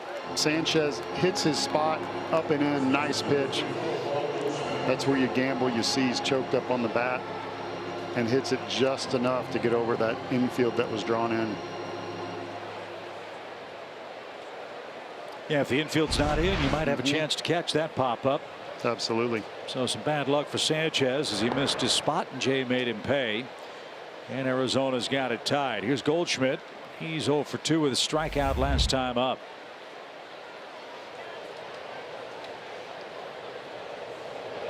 Goldschmidt on his way perhaps to his 4th 30 or more homer, 100 or more RBI year.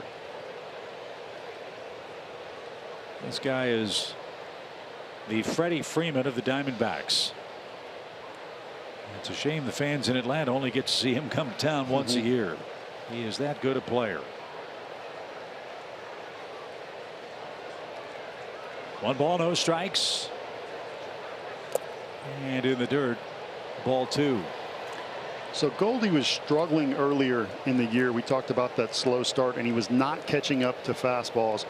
So what the Diamondbacks did was they brought the hack attack machine in. They set it at the front of the mound. They turned it up to upper 90s, try to get up to 100 miles an hour. Start feeding the machine and just say, figure it out. And now that's how he takes batting practice and gets ready. Kevin Seitzer did the same thing with Tyler Flowers when he came over and said a good fastball would beat him. And you see those first 48 games compared to the last 44 night and day. He went 2 balls and a strike. What do they say? It's not how you start, but how you finish. And Goldschmidt certainly has rebounded from a very disappointing start. Player of the month in June.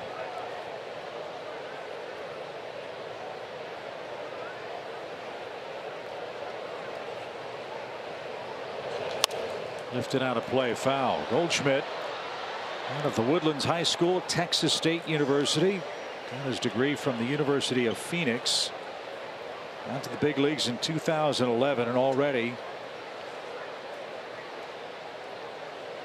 second on their all-time RBI list, hits list, walks, homers, doubles, and steals.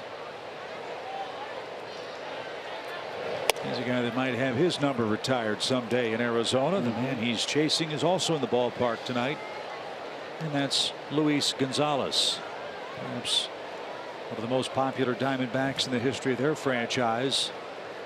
Talked about that cutter pitch. He knew how to hit one when it mattered the most. Runner goes 3-2, and it's hammered into center field. Ender will play it on a big hop. The throw's going to be late at third. No advance by Goldschmidt, and Arizona's got him first and third with 1 out. So Jay got a head start with a 3-2. He belly flops in at third base. Goldschmidt has his first hit of the night, and now Peralta the batter. Changeup that just came back over the middle of the plate. That is a great pitch, but it's also very dangerous to a right-hander. Got to keep it away. So this big spot in the game.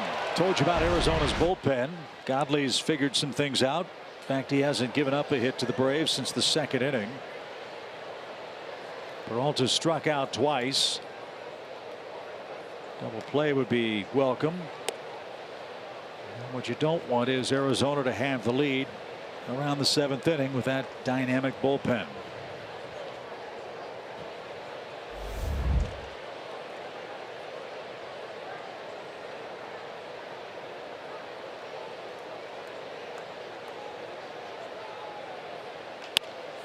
Yeah, it's slicing down the line, out of play.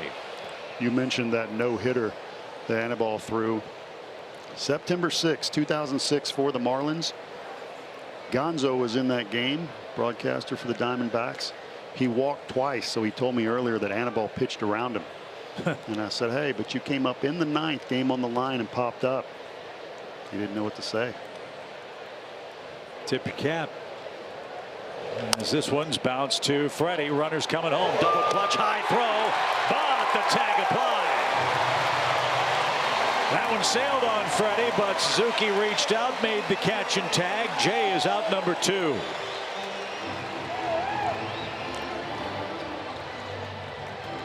Excellent pitch, execution, ball on the inside part of the plate, jams him.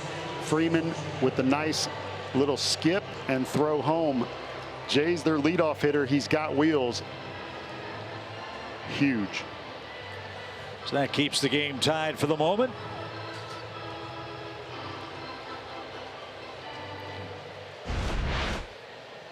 And Jay still hasn't touched the plate. Here's Souza, first and second, 2 outs. Souza doubled into the gap in right center his first time. And didn't get that. This guy is a dangerous hitter. Big time power, big RBI guy. We do not want to be around when he gets hot. You talked about that pec strain. He is a fantastic hitter. Hurt that in spring training, missed some time. When it comes back around, he'll be a huge jolt for this team. Well, Souza has battled injuries pretty much his entire career. Hamate, thumb, knee, shoulder, oblique. He's traded to Tampa Bay from Washington. That was the deal that brought Trey Turner to the Nationals. Traded to Arizona. And the deal that sent Brandon Drury to the Yankees. Didn't get that. Ball and 2 strikes. I love that pitch. He went back to the changeup after hanging one earlier, giving up the base hit. He's not afraid to go back and locate the pitch. That one was down and got the job done. Sanchez, I don't want to jinx him, but has been outstanding with runners in scoring position. The 1-2 pitch. He chased it, and Sanchez continues to frustrate Souza. Arizona got 3 hits in the inning, but settled for just 1 run. Great work by Anibal. 1-1 your score, middle of the 6th inning in Atlanta.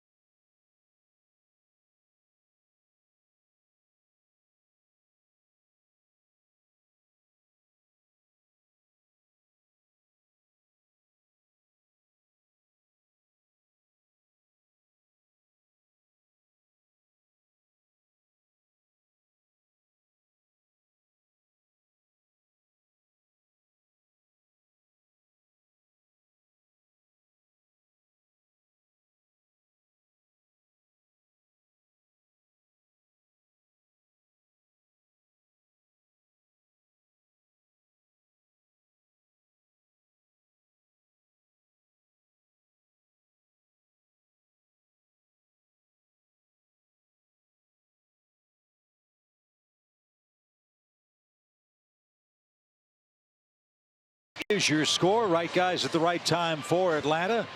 Anibal Sanchez getting shakes and hugs on the Braves dugout bench after 6 innings of 5-hit ball.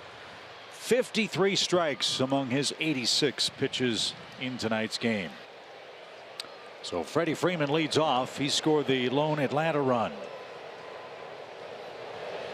And didn't get that from Godley. Strike 1.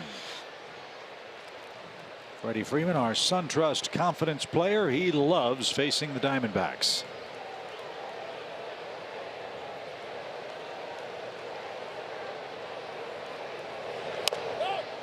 And bounced foul into the Atlanta dugout. 0-2.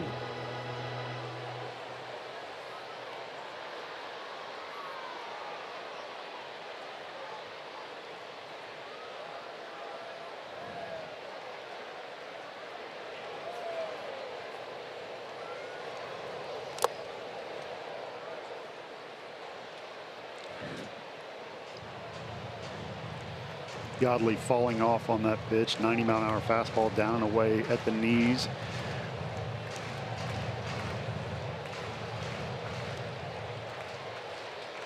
Very hard pitch to execute when you fall off to first base and run off the mound.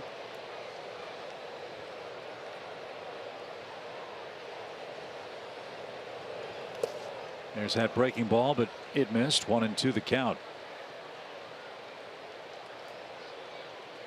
They're in the 9th inning already in Miami. Phillies 1, Marlins nothing. Mets 4, Washington 1. Bottom 6 at Citi Field. Here it's 1-1. Home 6th. And upstairs, ball 2. At Phillies Marlins game,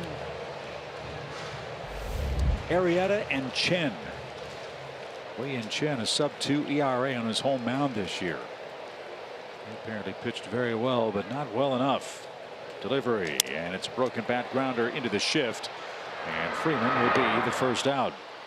Hope you'll stick with us for the middle of the 7th inning. It's the stretch presented by Synovus, the Bank of Here. Rebecca will be talking about the upcoming Home Run Derby at the All-Star festivities in Washington. Freddie's matching up with Bryce Harper in the first round.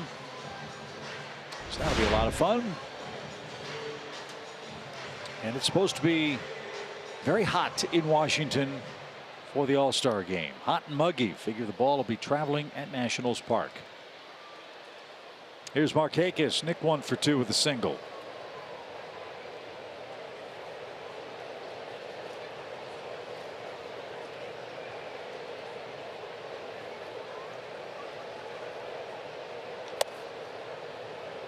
We talked about Ozzie getting presented his All-Star jersey with Chipper Jones, and I loved how Nick's parents came out there and gave that to him, his dad, especially in it all the time.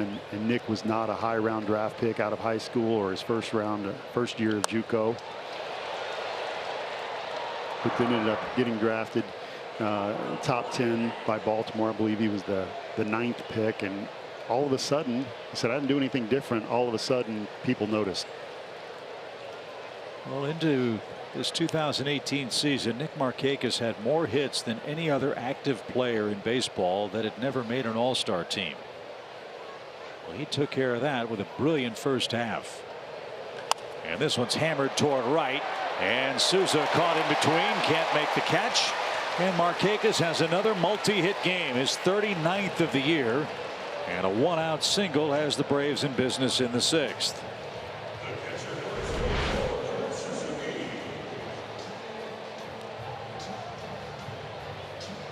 The same pitch that jammed Freddie Freeman, Nick Markakis fights off. He had a pitch in the first that he fought off as a ground ball through the hole. This one he got up above the second baseman and put it in the right spot. I wonder if Souza had that one to do again. He might have taken one more step. Yeah, and remember, he got hurt diving.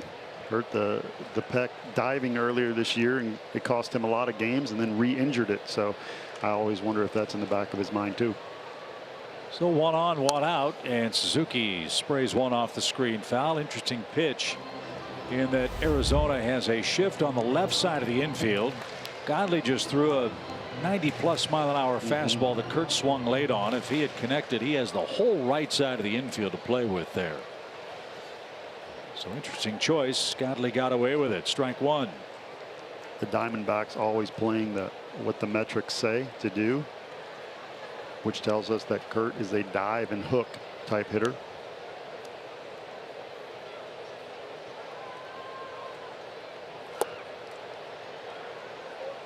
That hook dived. 0-2. Tough pitch.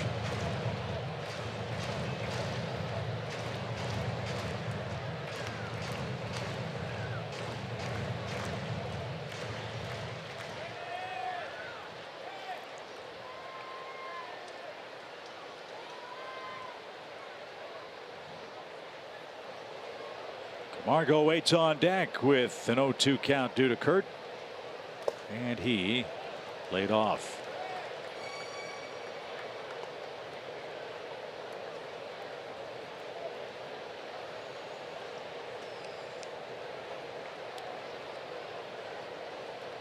You see that shift on right there inside, but in the outfield they're playing him straight up, which says when he gets the ball in the air, he's not a pull hitter, only on the ground. Thunder and lightning rumbling around the ballpark as Suzuki fouled that off. The ball was almost in the left-hand batter's box, but still he was able to tip it and stay alive.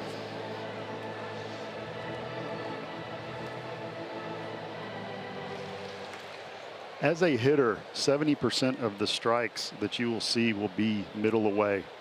In college, and in the professional ranks. So you have to be able to hit the ball away, whether you let it travel deep and shoot it the other way, whether you dive and hook it as Suzuki chooses to do, or you just figure out a way, you drive the ball up the middle, but you have to be able to cover the outside part of the plate. Another one behind an Atlanta hitter. This one's going to ricochet all the way out to Goldschmidt, who comes charging in from first base. That's twice tonight that Godley has missed that badly. Once to Suzuki, once to Acuna, and a very wild pitch now has the count even at 2-2. Again, almost the same spot. Yeah, and he's trying to go in after going away to a right-hander, and now all of a sudden he's asked to throw the ball inside part of the plate, falling off to the left, and he can't hit Suzuki, and he can't leave the ball over the middle. So he doesn't throw that pitch with a lot of confidence and flies open. So that could be a huge pitch in this game if Kurt could single. Markakis could score the go-ahead run here. 2 balls, 2 strikes.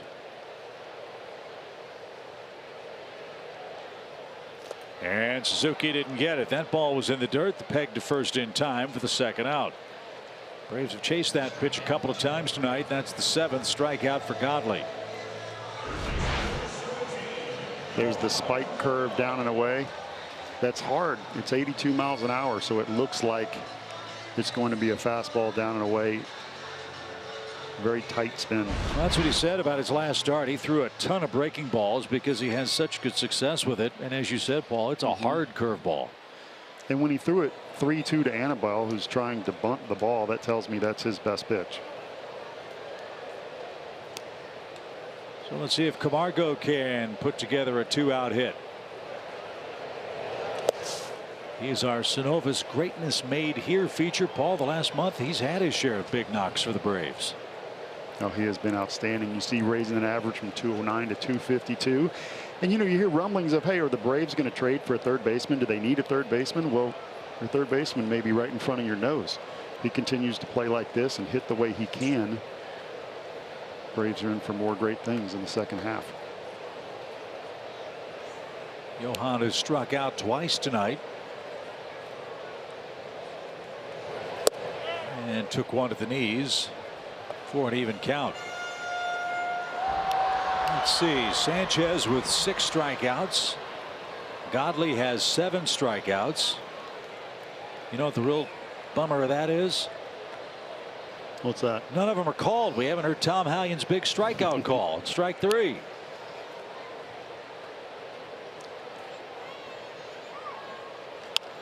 And slapped down the left field line. It's a ball and 2 strikes.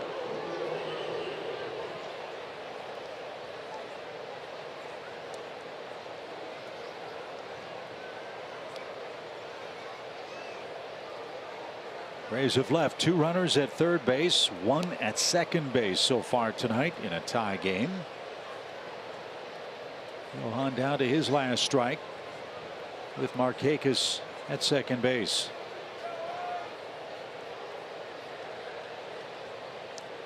Wind picking up. Looks like it's blowing out toward the right center field bleachers. The Georgia State flag and Old Glory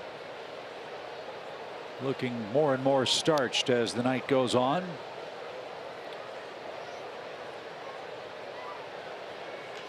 Fly ball center. That's pretty deep. Jay back though is going to have room, and just shy of the warning track puts it away, and that ends the inning. No runs, a hit, another Brave left on base. We head to the 7th, still tied.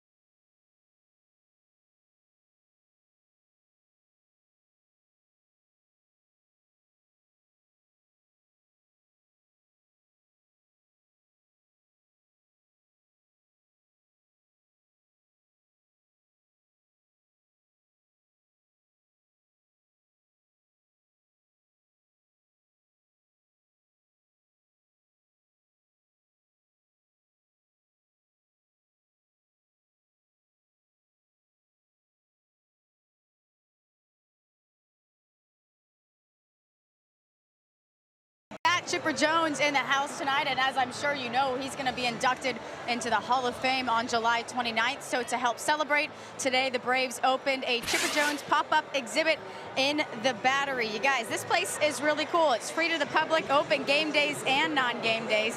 A lot of photo ops there, including a bench from the dugout at Fulton County Stadium. They have life-size cutouts you can take pictures of.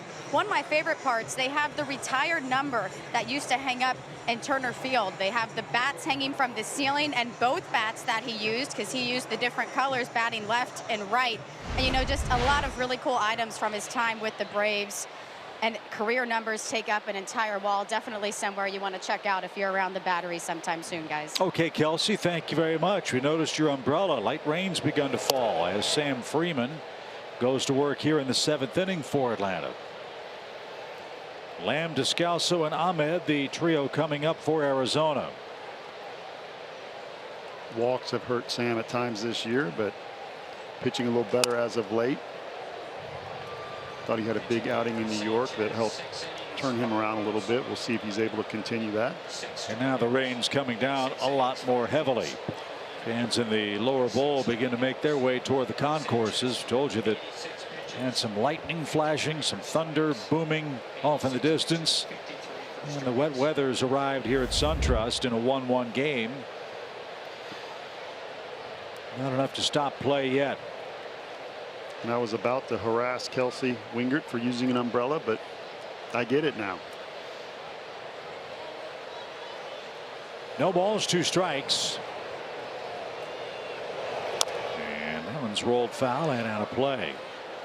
Big advantage for the Braves. They don't get much rain in Arizona. And when they do, they have a roof. So despite those big raindrops, Sam Freeman and company are hopeful of mowing them down here in the top of the 7th. The 0-2. Missed off the plate. He hits a ball and 2 strikes.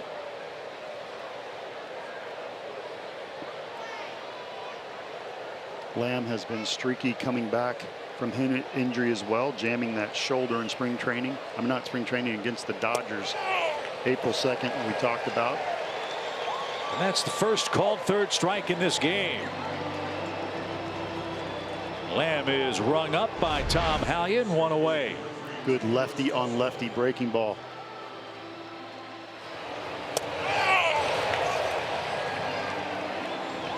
That wasn't one of Tom Hallion's best, though, was it? That was kind of a half-hearted 3rd strike call. I mean, when he really lets it loose, he's one of my favorites. It's almost like he's giving himself a chiropractic exam. Just yeah, that whole back just twists.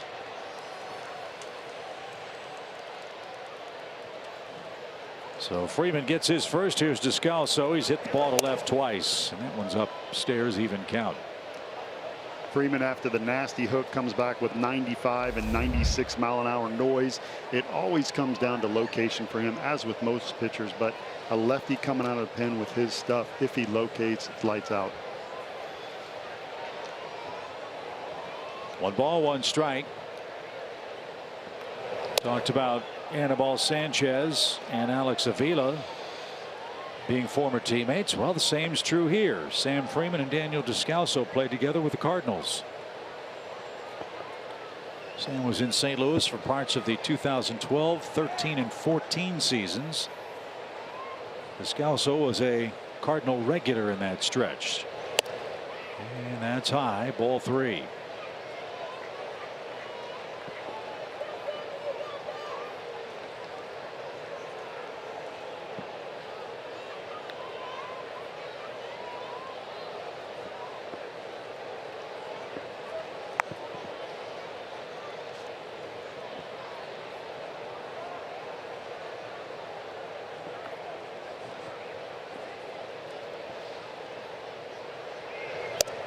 There's the strike. Descalso is ready to flip the bat toward the dugout.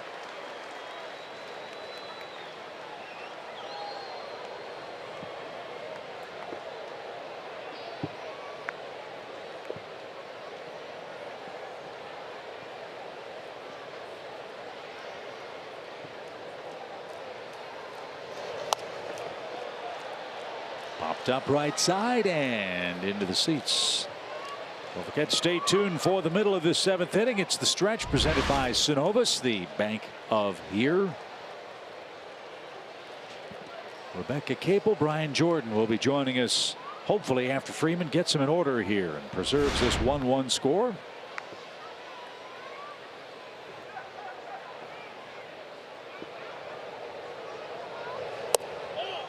Oh, a little low. What a take.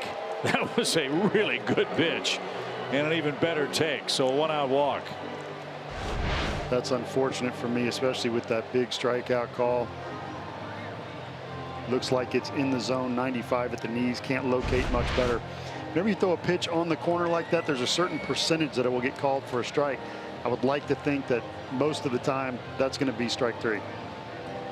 So Freeman was brought on to face Lamb and Descalso. Now Brian Snitker goes to Tom Hallion, makes a double switch. Johan Camargo comes out of the ball game. Charlie Culberson will be placed in the number 9 spot. And Atlanta will go to the bullpen. We'll tell you who's on to pitch when we come back to rainy Atlanta after this.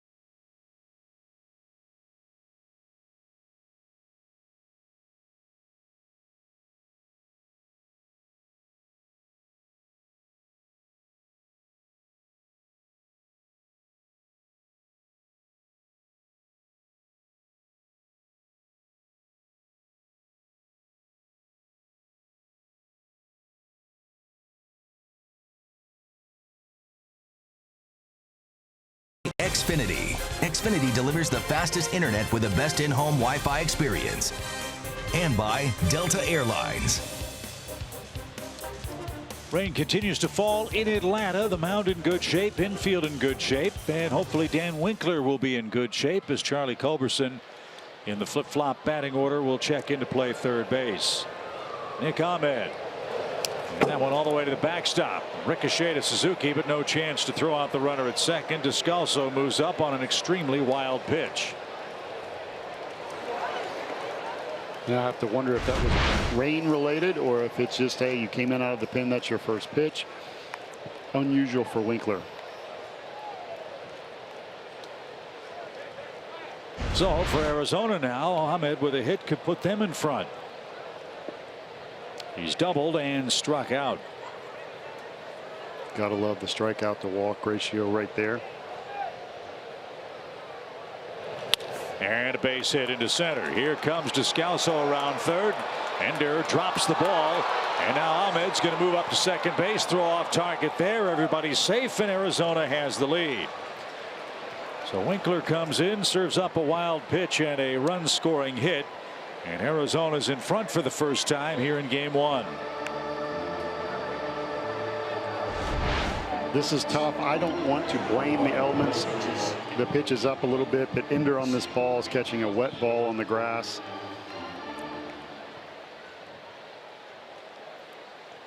Just see it slide right out of his hand. That's tough. So it's a hit, an RBI, and an E8, allowing the runner to get to second base. And now Avila, the batter. Alex doubled and scored the first Arizona run. That came in the 6th inning off Anibal Sanchez, whom you might recall shook off a couple of signs from Kurt Suzuki and then missed his spot with a fastball that Kurt wanted down and in. Leaked out over the plate, and Jay with a drawn in infield dumped it into left field. And that tied it up at 1 apiece.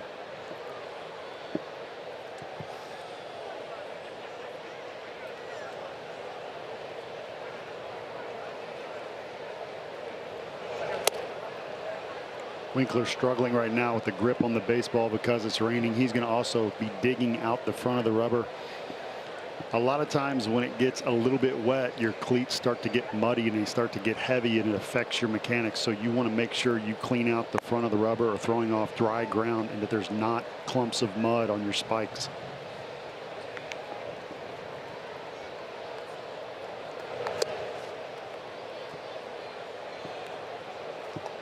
Three balls, no strikes.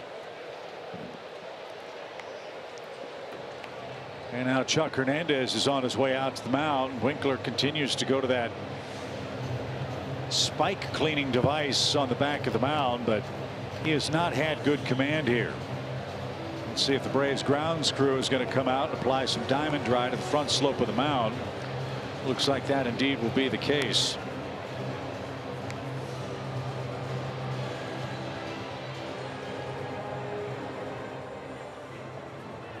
Visit your nearest Advance Auto Parts store to get the quality parts you want from people that know a lot about them.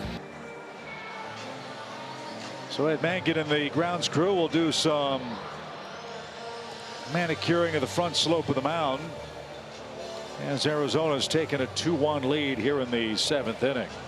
Isn't it funny? Isn't it amazing, Paul, how many times that late inning walk comes back, if not to score, the gigantic problems it creates. And in fairness to Sam Freeman, he made a great pitch. It was maybe one seam low that had the plate, and Descalso took it, and he earned the base on balls and then came home on the Ahmed base hit from Dan Winkler. No, I agree with you, and this is one of those situations where, I don't want to make excuses for anybody, but I agree with you. You can only make your pitch. It was a quality pitch down in the zone. After that, it's out of your hands. You can't make a better pitch than the ball in the corner or the ball knee high on the black. You can't do that. So you make your pitches, and then whatever happens, happens. And then Winkler, of course, struggling with the elements. We got to figure that out.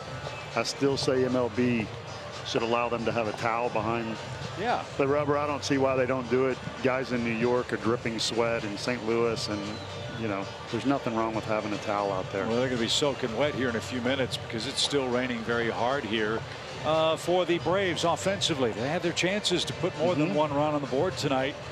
They've left 4 guys in scoring position. Unfortunately, a couple of times, Paul, they got the leadoff man on, but it was at the bottom of the order of the pitcher spot coming up. Braves so far tonight 1 for 9 with runners in scoring position, which over the last couple of weeks has been somewhat of an issue for the offense. It has, and Godley's done a nice job. He's thrown a couple pitches to the backstop that we talk about, not land, but he has made his pitches when he has to, and pitching in front of the home crowd tonight, going up 3.5 hours away, it's gone much better. Yeah, and he has had his share of problems facing the Braves, as we mentioned earlier tonight. So for Brian Snitker and the Bravos, that's an important run at second base. They've got to try to cut down here, and Dan Winkler has had his troubles throwing strikes. It is pouring, and look at the rain bouncing off the top of the foul pole. And all the work they've done on the slope of the mound. Take a look at the infield. It looks to be in good shape. No shiny spots yet on the infield dirt, but to your point, and it's a good one, this long inning, this long delay now to get the mound in order for Dan Winkler means the outfield grass will be soaked even more, making it more difficult for the outfielders to not only field the ball cleanly, but perhaps make a throw to a base if needed. So Dan's got to come in and get this figured out. He's thrown 5 pitches, 1 strike. While there was a strike, was hit for a run scoring single. And Avila with a 3-0 count. The run that scored is charged to Sam Freeman. Runner at second is Winkler's. And on 4 pitches, Avila walks. So Godley is scheduled. Let's see what Arizona does here. They will go to their bench. This is Ketel Marte, an infielder.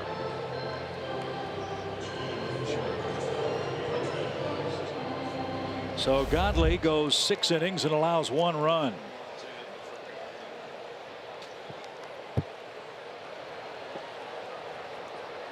Godley gave up 5 hits. 3 of those came with 2 outs in the first inning. And Dan got a strike there. It's 0-1.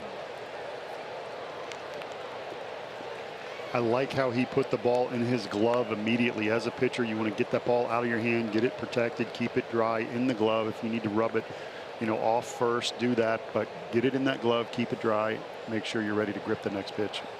Marte, a switch hitter, having a career year for the Diamondbacks. 34 RBIs and 33 in 2016. He does not yet have a hit on the road trip, but he has walked 4 times.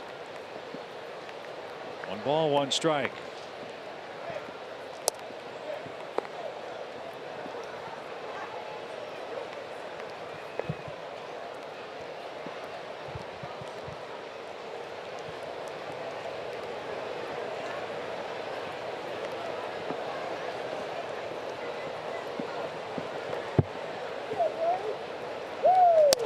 Nope. Ball 3.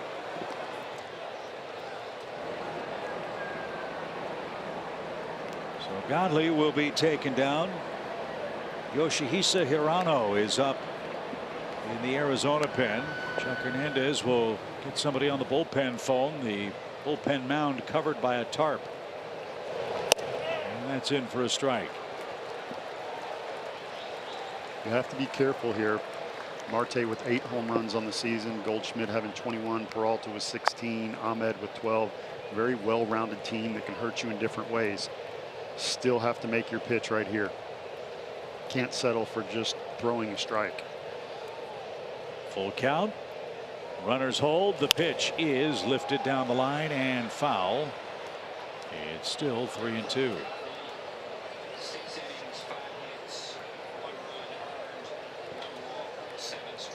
7 strikeouts, 1 walk for Godley in his 6 innings. Let's see if Marte can oblige and hit into a double play. And Luke Jackson begins to warm up. The stretch and pitch. Strike 3. There's the Tom Hallion we know and love. Big pitch, 2 out.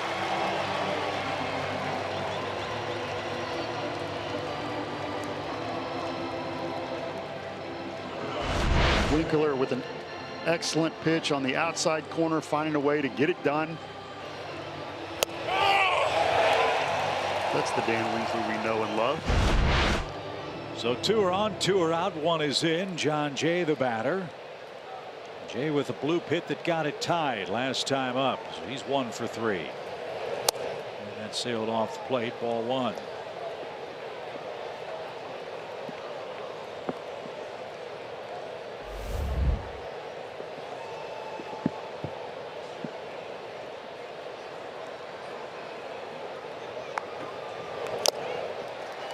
Swung late. It's an even count.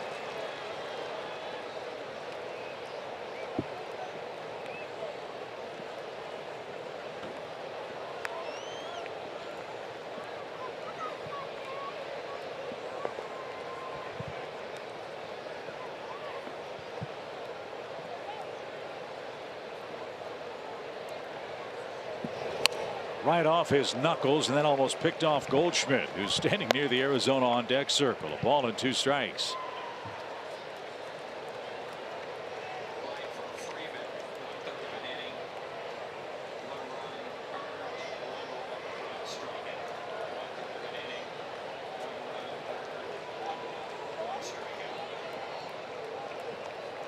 Winkler has his man behind. John Jay, the pitch is taken high. Ball 2.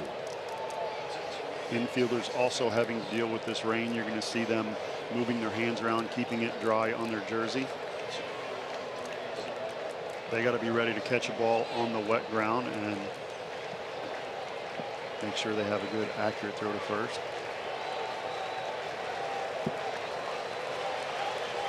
Two balls, 2 strikes before a record crowd at SunTrust tonight.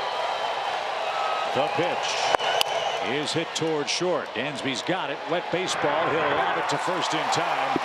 And that retires the side. A long, rainy inning. Arizona gets one thanks to a one-out walk. They lead by one as we head to the stretch.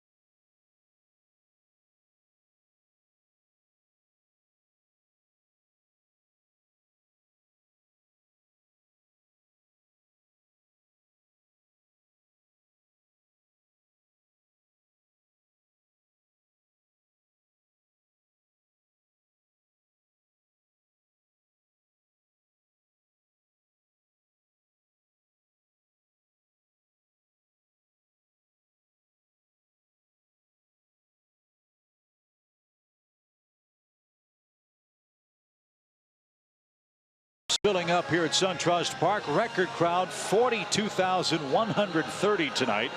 Hoping Atlanta can come back in the final 3 innings. Let's take a look at our Toyota tweet of the week.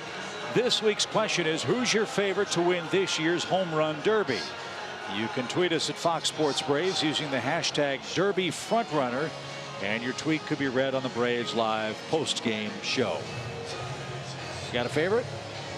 Well, my heart's going to get in the way. I'm going to say Freddie Freeman. How of course, can I yeah, not, you want right? Freddie to win.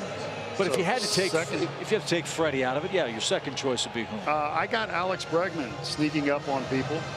He is an incredible hitter in batting practice, hits lasers, and when the ball's going down the middle nice and easy, I hear he can launch them at the best of them. Isn't it amazing that the American League with Stanton and Judge, who aren't in the competition, and all those big sluggers over the American League, there's only one American League representative in the home run contest this year.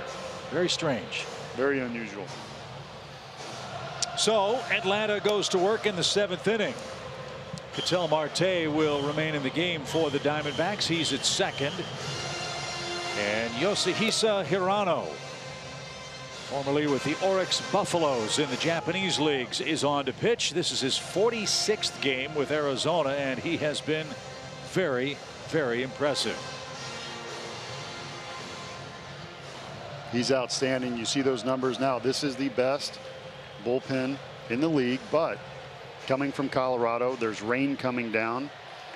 Anything can happen. So this is, I wouldn't be surprised if you see some of these relievers having to settle in. One thing that jumps out at you when you look at the Diamondbacks bullpen, number one, their overall team ERA,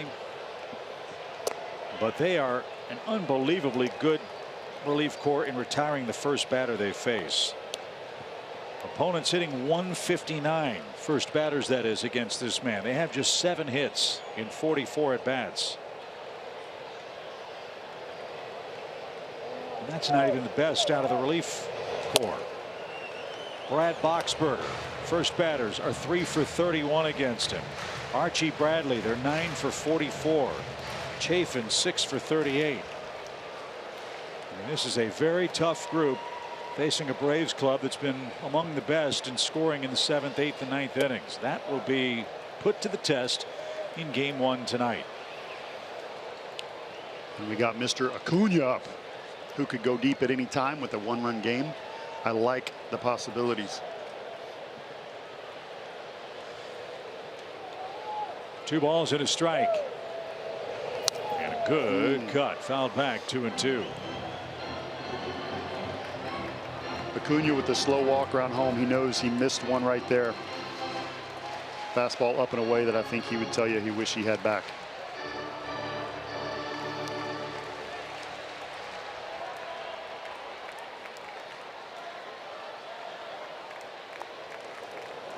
So 2-2 for Ronald, who has a double tonight. 2-1 Arizona. The pitch is high. Ball 3.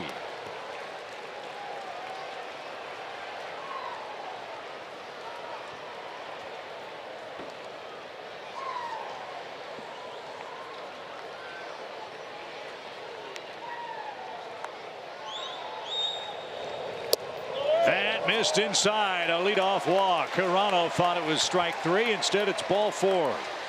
So let's see if that old adage proves true. Leadoff walk in a tight game. Let's see if Atlanta can bring Acuna around.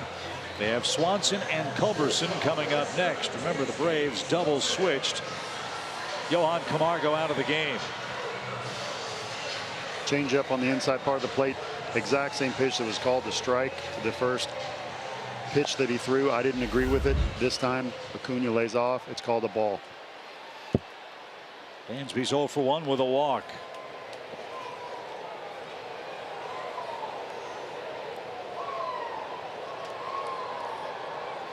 Toronto stretches and brings it. And that's high. Ball 1. Fans are restless as someone giving the Ric Flair yell from WWE here. We've got some chops mixed in. It's raining. The house is packed. I love the energy. Dansby part of a Braves offense that scored 166 runs from the 7th inning or later this year. They need 1 to get it tied tonight. They've got 9 outs left. And that's called a strike.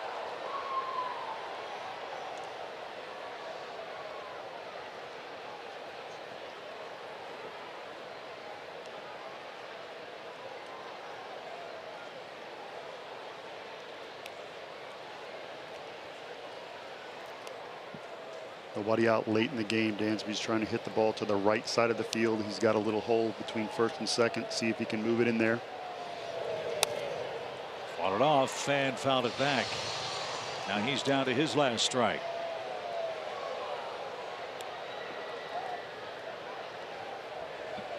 There you see that infield shift. Now they're pitching him in to see if he can pull the ball, forcing him to inside out the ball the other way. Not easy to do. It's been a rough trip for Hirano, who gave up 4 earned runs in a third of an inning in Colorado. That's happened to many a pitcher at Coors Field. Braves hope that slump continues tonight. And a high fly ball toward left, but in the raindrops, Peralta's going to get there and make the catch. And Dansby can't advance the runner. Acuna back to first for Charlie Culberson, and 1 out.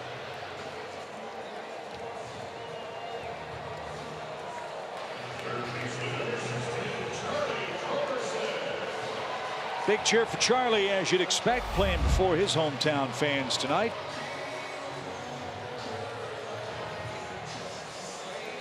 He has come through so many times this year with some walk-off home runs and others. We'll see if he's able to make some noise here. Acuna with only 2 steals on the year. Not a huge steal candidate, but extremely fast. So we'll see if he tries to take the base. Got a good lead. And that's downstairs. Paul, with the knee injury of Acuna have any effect at all in the Braves' decision to try to send him? I don't think so. I was watching him the game that he came back, and quickly after, he showed no signs of afraid to run through first base or afraid to run in the outfield and dive. So in a situation like this, when they bring you back, you got to be ready, and I don't think it would factor into whether or not they would steal him here. Good cut, but Charlie didn't get it. A ball and a strike. Phillies won tonight. They shut out Miami 2-0. So the Braves have to win to stay just a half game back. Mets are leading 4-2 over Washington. That game is in the bottom of the 8th inning in New York.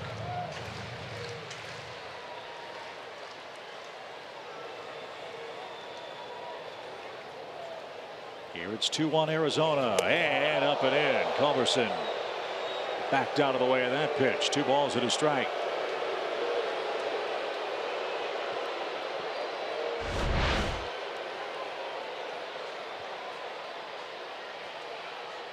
Ball getting away from Hirano again with the rain that we've talked about.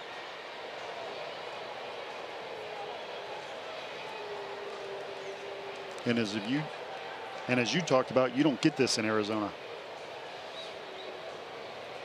2 balls and a strike. Way outside, ball 3. Yeah, Arizona, it's a very dry rain. Here in the southeast, it's very, very wet. Well, and you just said they closed the roof. Right. So, you know, we would have done that a while ago in this game. We can't. So this is the South where you got to be tough. You got to play through the elements, Chip. 3 balls and a strike. Good hitters count with Ender waiting next. Toronto ready. Acuna big lead. He's going. And the pitch popped up foul. He had a very explosive first step. Yes, he did. He had it.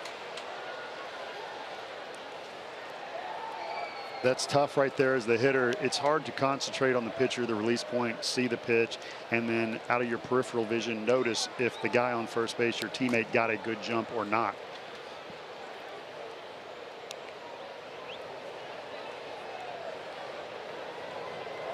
Well, he was running 3-1. I would assume he'd be running 3-2. Let's find out.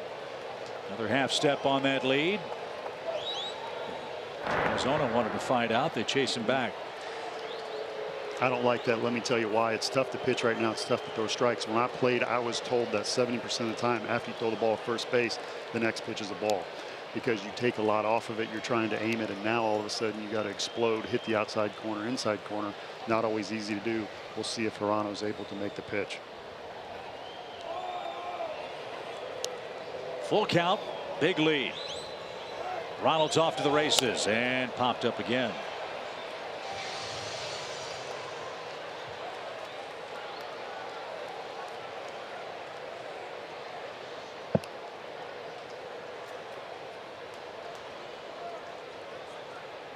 Braves have done some of their best work against winning clubs. Atlanta's got a .571 winning percentage against teams above 500. That's the 4th best record in the majors in those games, and the 2nd best in the National League to Milwaukee. Another 3-2 pitch. Acuna doesn't go, and Charlie didn't get it. A swing and a miss. So something off speed takes care of Culberson. We go back to the top of the order at Ender, and now there are 2 outs. Very nice pitch on the inside corner right here. A little slider. Excuse me, a split. It came back over the plate like slider action. You got to tip your cap right there. The pitcher made the pitch. I think Charlie would have liked to have had the one back before it that was up and out of the zone. So Ender has played Pepper with the right side of the infield 3 times. He's 0 for 3. And he's going to do it again. On the first pitch, he's going to roll out. And Hirano preserves a 2-1 Arizona lead as we head to the 8th.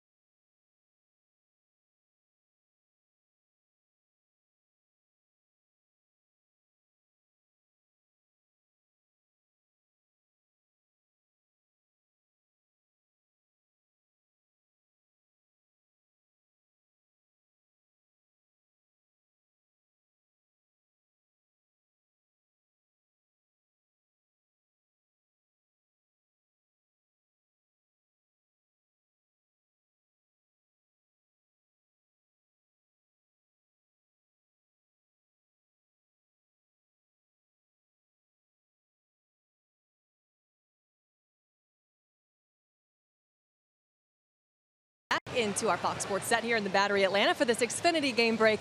I'm Rebecca Capel. We are keeping a close eye on the now first place Phillies down in Miami tonight. Take you to the top of the ninth. Phillies up 1-0, and Maikel Franco adds to the lead with his 13th long ball of the year. That's some insurance for Philadelphia, and it holds. Phillies shut out Miami tonight 2-0. Chip and Paul.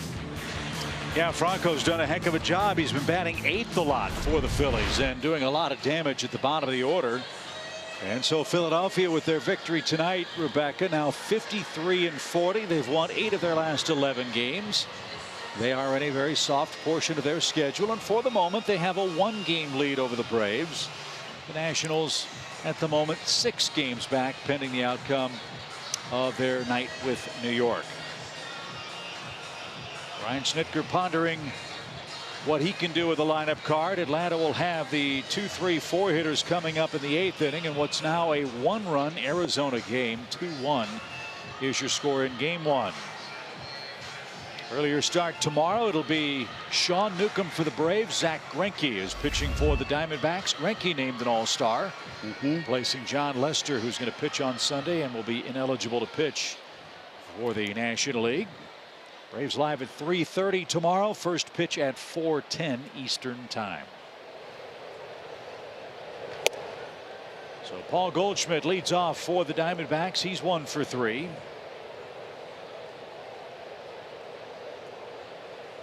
This guy finished 3rd in the MVP race last year. 36 homers, 120 knocked in. He hit .297. I was talking to Todd Green, Diamondback scout, who was praising Goldschmidt, the way he goes about his business. And a laser to first, 1 out. And I said, way to go, Todd. He goes, what do you mean? I said, well, great draft pick. I mean, you got Goldies, you know, all this and that. And he said, Paul, that was horrible drafting. We took him in the 8th round. Should have taken him in the 1st. Yeah, I wonder how many teams would like to rethink that draft. You always find that diamond in the rough. I think everybody knows your first couple rounds.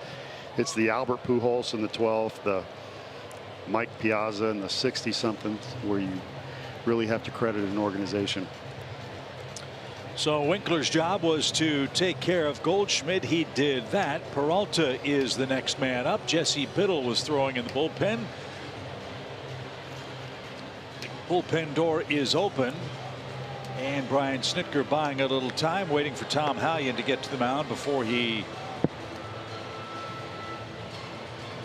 points to his bullpen, and the change has been made. 2-1 Arizona, bases empty, top of the 8th.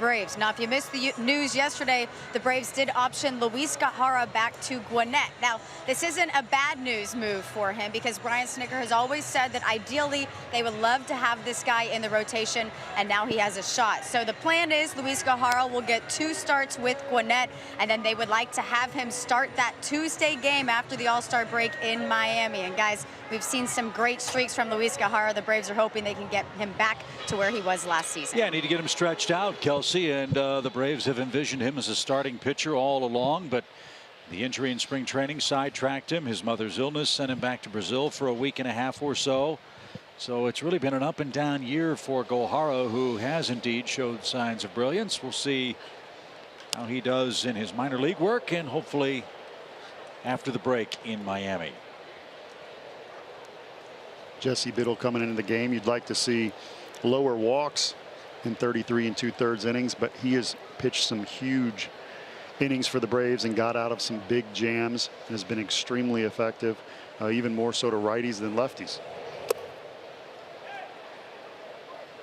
David Peralta the batter, and David takes low. 1 ball, 1 strike.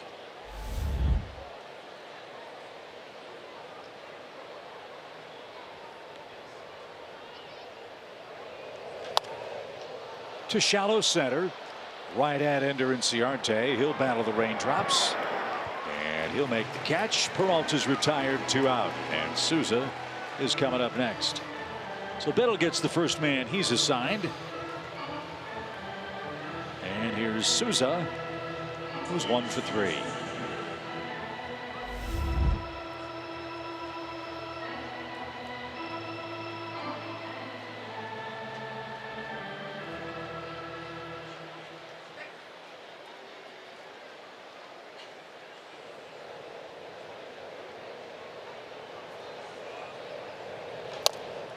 Bounced foul right side by Stevens. Strike 1. Biddle with the little hesitation move in his delivery. Very good at getting right-handers out and left-handers. So it's nice, Chip, when you can bring in a reliever who you don't have to go with matchups right away. You can let him go for an inning or two. Biddle, one of those type players.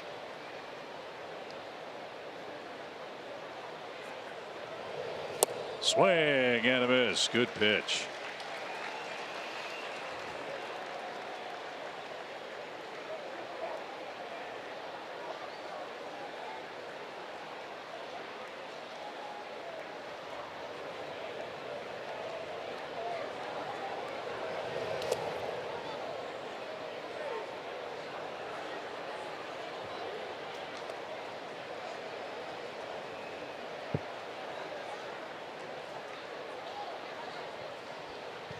Albies, Freeman, and Markakis are coming up in the 8th, so stay tuned for that. As this one is lifted into left field on a 1-2 count. Look at that ball check up. Souza, big turnaround first. Will slam on the brakes, and he's aboard with 2 outs.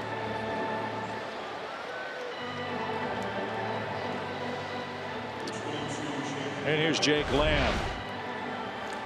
This fastball needed to be up a little bit more. After throwing 2 breaking balls down, it catches too much of the plate. You can see Kurt dropping back down to catch it. He wanted the ball up, and with these conditions, you can't assume anything. Acuna did a nice job. He was on roller skates right there, of just finding a way to get the ball in. You can see the mud all over the infield from guys' cleats. No swing, 1 ball, no strikes.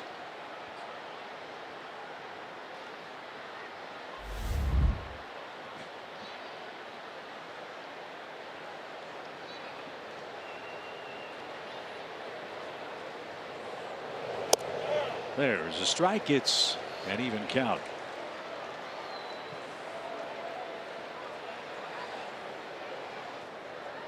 Rain has lightened up a bit, but it is still falling steadily here at SunTrust. And that skipped up there, ball 2.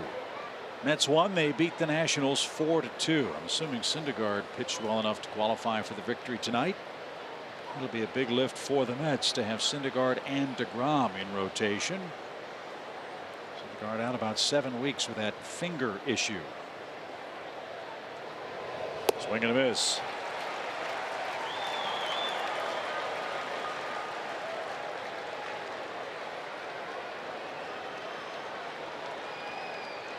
2 outs, 1 on, 8th inning, 2-1 Diamondbacks lead. And Biddle brings it. Strike 3 called. Mutton doing for Lamb in the 8th inning. And the 2-3-4 hitters are coming up for the Braves. Ozzie Albies, Freddie Freeman, and Nick Markakis go to work. It's 2-1, Arizona in front.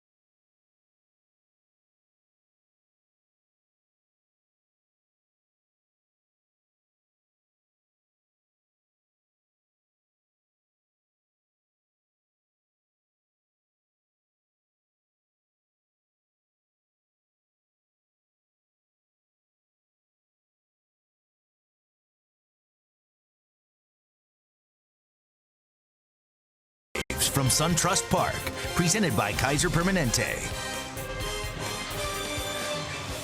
All right, here we go. Right guys, right time for Atlanta. 2-1 your score. 2, 3, and 4 coming up. But as we said, Paul, you don't often have success trailing Arizona in the last 3 innings. And this man, Archie Bradley, is another very big reason why. As you can see, great numbers on the year, Chip. He's going to bring the ball in the upper 90s. You see a lot of heat over and over again. Occasionally, he's going to mix in a knuckle curve. Like Godley, it's very good. A.J. Pollock comes into center field.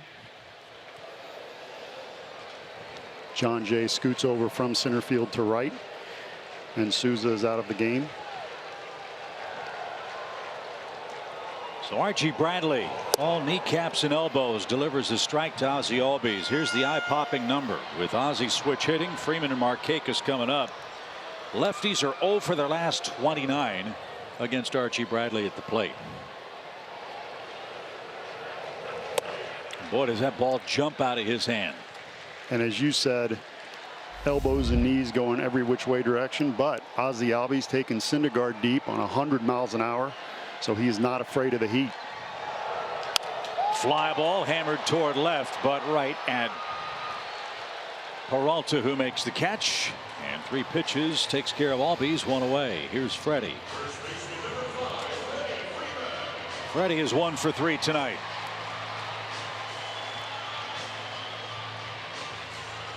Archie Bradley's out of Broken Arrow High School, born in Muskogee, Oklahoma.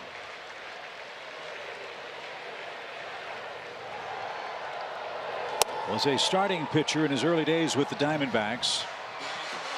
We selected him 7th overall in the draft in 2011.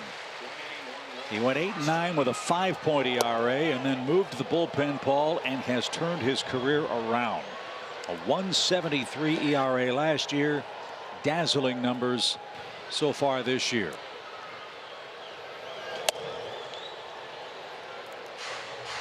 He has been lights out. Now the Diamondbacks have the shift on. They just switched where Lamb moved over behind second base right to the right of it. And Ahmed stayed at shortstop. And Lamb may be more comfortable there. He has played second base a lot more than short. And that's every time Freeman gets to 2 strikes. That's when they make that switch and move Ahmed from the first base side of the bag back to shortstop, and Lamb taking over. So the 2-2 pitch. Downstairs, it's a full count. Well, a walk and a blast would be just fine by me. Braves need 1 to tie, 2 to take the lead.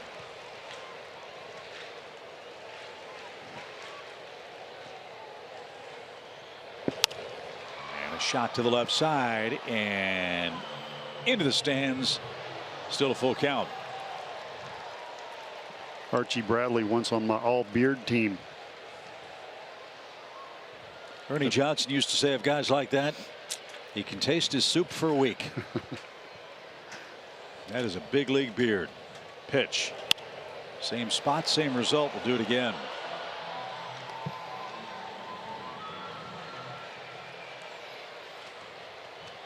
Now here's where you see Freeman, who is a good fastball hitter, is late on those fastballs. He's not throwing in the upper 90s right now, but you can see it's very effective.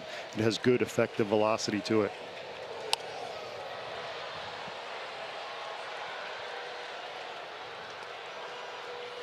Well, the other day, was it Mookie Betts that had a 13 pitch at bat and then hit a grand slam against Jay Happ? Incredible at bat, by the way. Be nice if Freddie wore Bradley down here on a hot night. See Archie already flush in the face. The pitch. It's hit up the middle. Lamb struggles to throw, and Freddie beat it at first. Freddie's hit the ball up the middle twice tonight. Lamb gloved it, but got a bad grip on it, and Freeman's aboard with 1 out.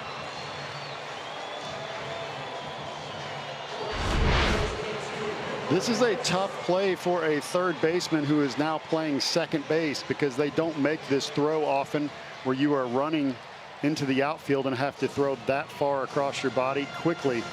He wasn't able to do it, allowing him to feel a little sheepish. So over his last, very nice, over his last 18 appearances, slide him into the radar. That was good. Hey, I'm learning from you. So that is the first hit that Bradley's allowed to a left-handed hitter. How about 2 in a row? Markakis already 2 hits in the game. He's 2 for 3. The pitch is a little high, ball 1. There's that knuckle curve that we talked about. He throws it first pitch to Markakis, showing a little bit of respect, knowing that Markakis is a good fastball hitter.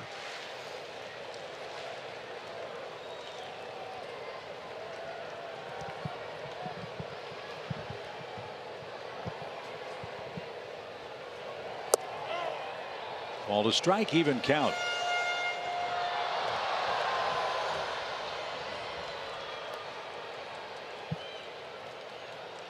Nick starting the evening, leading the National League with 116 hits. 2 more tonight. Long look in by Bradley. And Freeman chased back. From your vantage point, Paul, how does the infield look? I mean, would Freddie have any trouble going first to third on this track after all the rain? The base runner is usually okay. It's more of the fielders that are having trouble because the ball gets wet on the grass and you can't go clean the whole outfield and the whole grass on the infield during the middle of a game. So usually it's the fielders.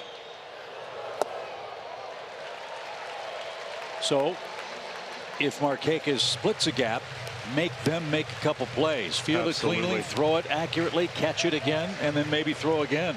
And in this game, you never assume anything. You never assume an outfielder or an infield is going to make a clean play. You're always hustling. Even more so now, you assume they're going to miss it because it's just very difficult conditions. And that's going to factor into Ron Washington's decision of whether or not he's going to send somebody as well. It's just a misting ray now. Looks like the worst of it for the moment has passed us by. The pitch. And a generous strike there. That wasn't close. And Markakis not happy about that. That changes the at bat. Instead of a 3-1 count, now it's 2-2. Now, this is tough. That was well presented by Avila. He stole a strike.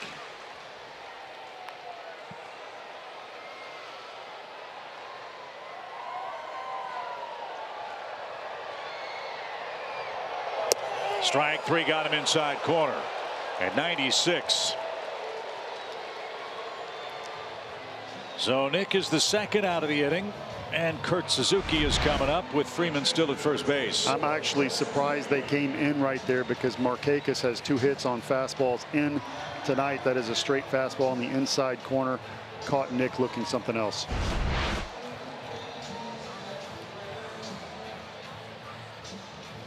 Kurt's knocked in the lone Braves run. They got 3 consecutive 2-out hits in the first inning. And that's been it. Braves have left 6 on base, 4 of them in scoring position.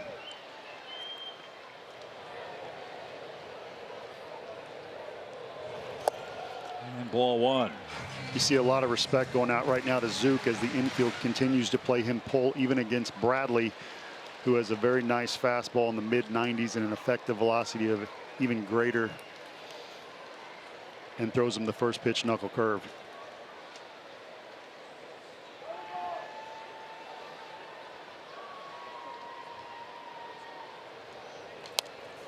Good cut, but fouled back. 1 ball, 1 strike.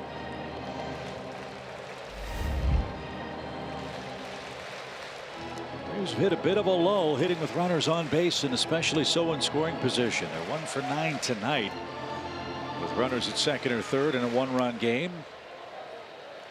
There's a stretch on the road trip where productive outs would have scored runs, and the Braves couldn't get those. A little bit of a offensive lull for Atlanta. As this one's popped behind second. Marte drifts out and makes the catch, and that retires the side. No runs, a hit, a man left. We head to the 9th. It's 2-1 Diamondbacks.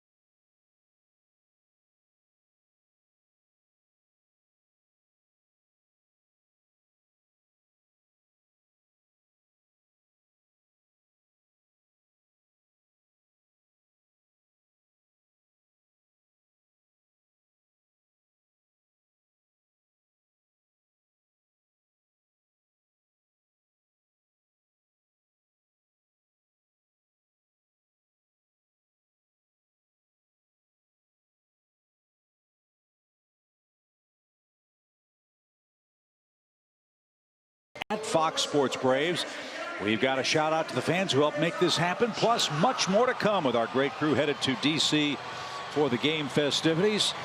Gretchen Caney will be producing our All-Star and Cooperstown coverage. I know, Paul, you're headed to Cooperstown as well. That's always a treat. Do such great work. As Chipper Jones will make his Hall of Fame speech and join baseball's immortals in New York. I'm really looking forward to that, hearing what Chipper has to say. You see Luke Jackson coming in the game with great numbers on the season. He has gone up and down, but for the most part, coming back has been outstanding. And back to Chipper Jones, can I say this? How about my partner, Chip Carey, the new Roy Firestone, who had Chipper Jones crying on question number 1. What's the secret? Onions. No, he was great. Really awesome stuff from Chipper.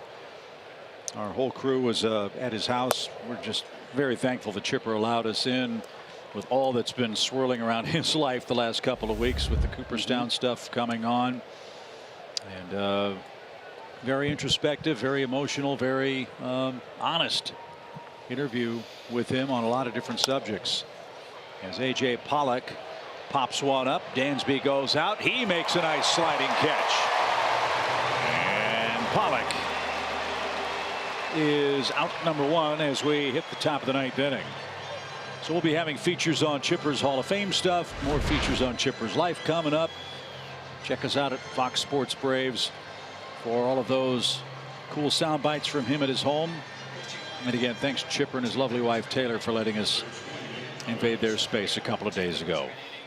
Good play by Dansby. That takes care of Pollock. 1 out. Well, if I need anyone interrogated, I'm going to call you. You got it. I hear you use the eyebrows and you stare in the left eye. Pretty much. Is that correct? Yeah, I gave him the old Macedonian stink eye. As Nick Ahmed swings and misses, strike 1. 2 more hits for Ahmed. Arizona seeing what this kid can do if he can just stay healthy. He's had hip problems. He's had a broken finger. Healthy this year. Not hitting for a high average, but he's knocked in his share of runs. He's hit 12 homers. And he is an excellent defender, as is this entire Arizona team. And that's it. We talked about the new GM, Mike Hazen, and how they value defense at certain positions. Catcher, shortstop, center field. More important than hitting the baseball is that they have key defenders in those positions, especially the catcher. They believe it's super important to have a guy back there that frames well and calls a very good game, because pitching is vital.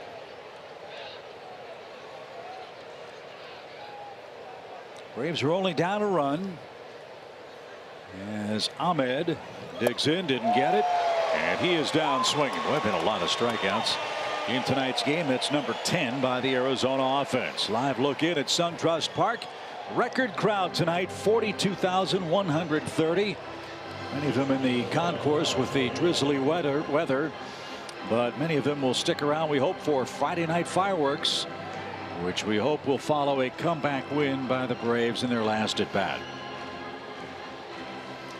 That's what I have planned, and that record crowd just saw Luke Jackson throw a nasty slider at 86 miles an hour.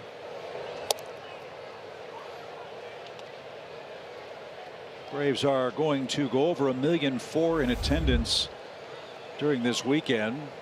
Atlanta's had 42 home dates. They're averaging almost 32,000 fans a game.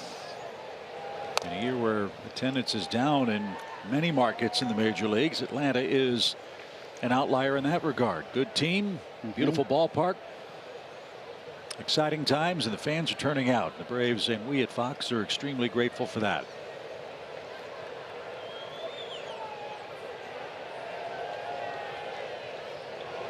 Way outside to Avila, whose dad is the general manager of the Tigers still. 2 balls and a strike.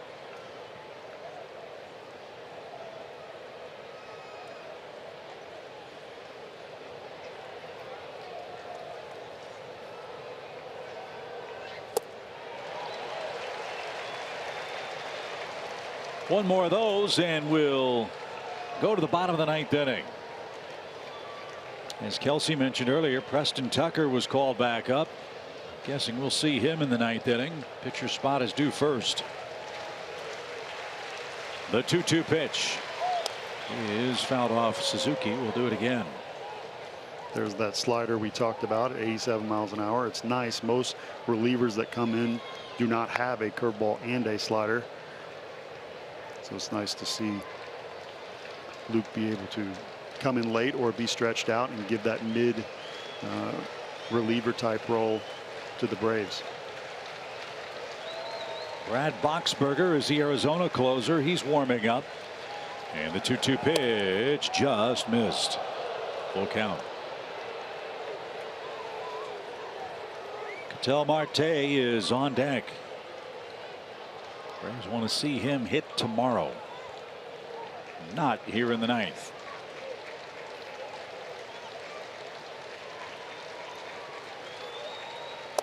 Strike 3.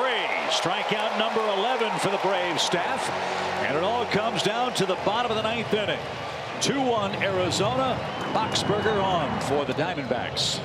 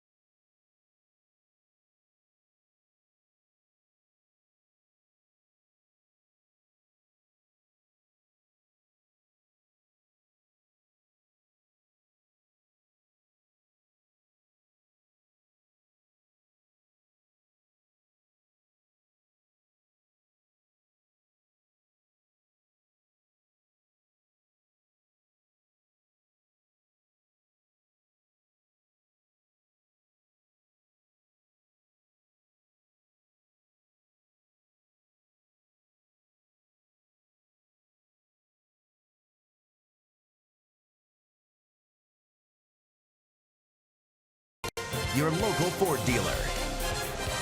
And the Georgia Lottery. Here we go, 2-1, bottom of the ninth inning. Braves have 3 outs to get at least 1 run and keep this game alive before a capacity crowd at SunTrust Park. The MLB.TV All-Star Sales here for $39.99. Watch every out-of-market regular season game live or on demand. Your subscription includes MLB At Bat Premium, which lets you watch live baseball on your favorite supported devices. Blackout and other restrictions apply. Visit MLB.TV to take advantage of this great sale. We got the iPhone flashlight chop going. We'll see if it affects Boxberger, who has been very good as a closer role this year. He won that job in spring training, coming over from the Rays in the offseason.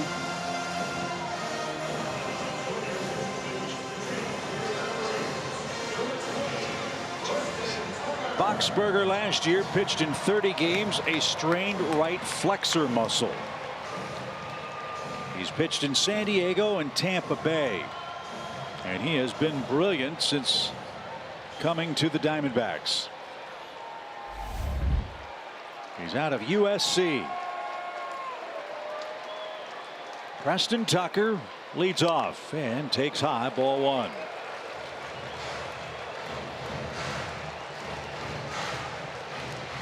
Arizona 13-14 this year in 1-run games. They lead 2-1 in Atlanta tonight. Fouled back. The Braves in 1-run affairs are 13-7. So Atlanta 3 outs left. Tucker, Acuna, and Swanson the first 3. The pitch. Fly ball slicing toward the stands and into them. It's 1-2.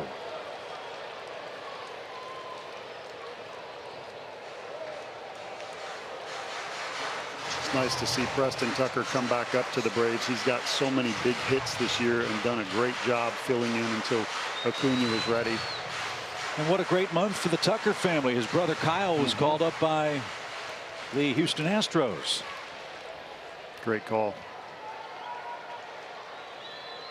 So Tucker, a ball and 2 strikes. The pitch. He chased it in the dirt. Boy, the Braves have chased a lot of pitches in this game. That is 10 strikeouts for the Atlanta offense tonight. And Tucker is down swinging for the first out in the home ninth. You're going to see a changeup right here after spotting the ball up on the outside corner at 90 to 92 miles an hour. He's going to throw a changeup from the exact same arm angle. Tough to lay off. Acuna's been on base twice. He's doubled and walked. Braves have put the leadoff man on in 3 innings in this game. Acuna's done it twice. The other was the 8th place hitter, Dansby Swanson. That's a tough place to try to start a rally with the bottom of the order following. And hopefully Acuna's in scoring position in the batter's box here. He's got home run power. He's hit 7 of them. 1 here would tie it up.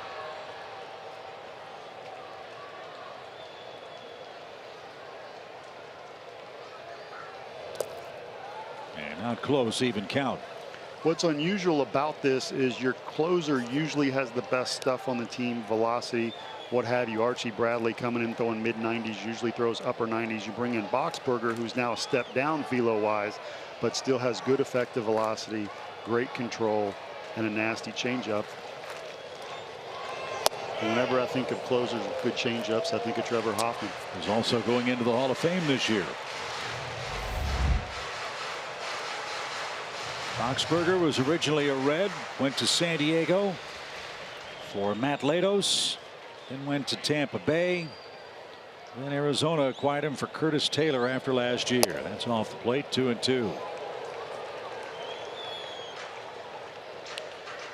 The outfield's playing Acuna slightly opposite, with the infield also having the shift on.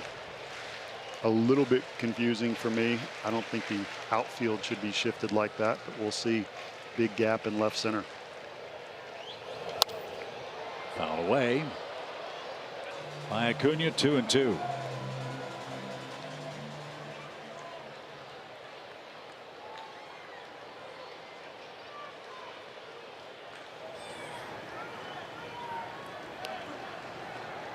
Vizcaino will pitch if we get to the 10th. The 2-2. Good eye there.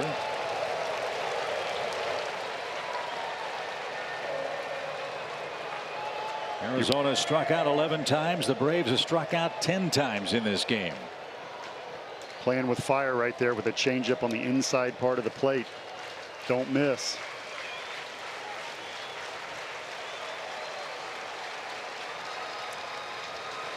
So now the full count pitch. Swing and a miss. Didn't get a 92-mile-an-hour fastball.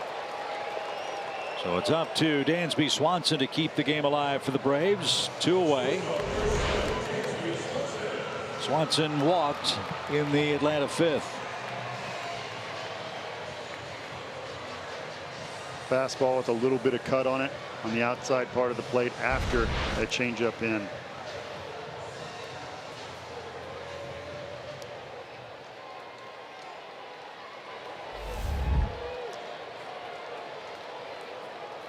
Dansby's done some of his best work after the 7th inning. Braves need a base runner. There's someone to launch one to keep them alive. Phillies already won tonight, 2-0. The Mets beat the Nationals, which helps. But here it's 2-1 Diamondbacks. The delivery popped up foul. It's 0-2. Boxberger and the Diamondbacks are a strike away from winning game 1.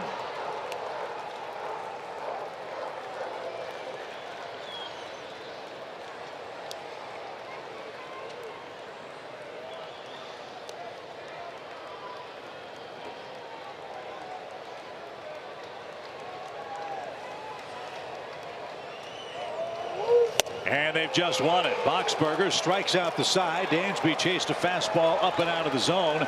And the Diamondbacks with a rare 1-run victory. They do it on the road. And the Diamondbacks for the moment pull into a tie with the Dodgers out west. Paul, with the Braves loss, they're now a game and a half behind the Phillies. Frustrating night offensively as the Braves go 1 for 9 with runners in scoring position. It was frustrating. You have to tip your cap to the Diamondbacks pitchers who made the pitches when it counted. I thought the Braves played a great game. I thought Anibal Sanchez was fantastic tonight. If we keep playing like this, we'll be fine. Zach Godley the winner. Sam Freeman suffers his 5th loss. Boxberger picks up save number 23 on the year. Plenty to talk about on Braves Live, presented by Xfinity. Paul will join me for that. Arizona wins game 1, 2-1 your final. The postgame show's next.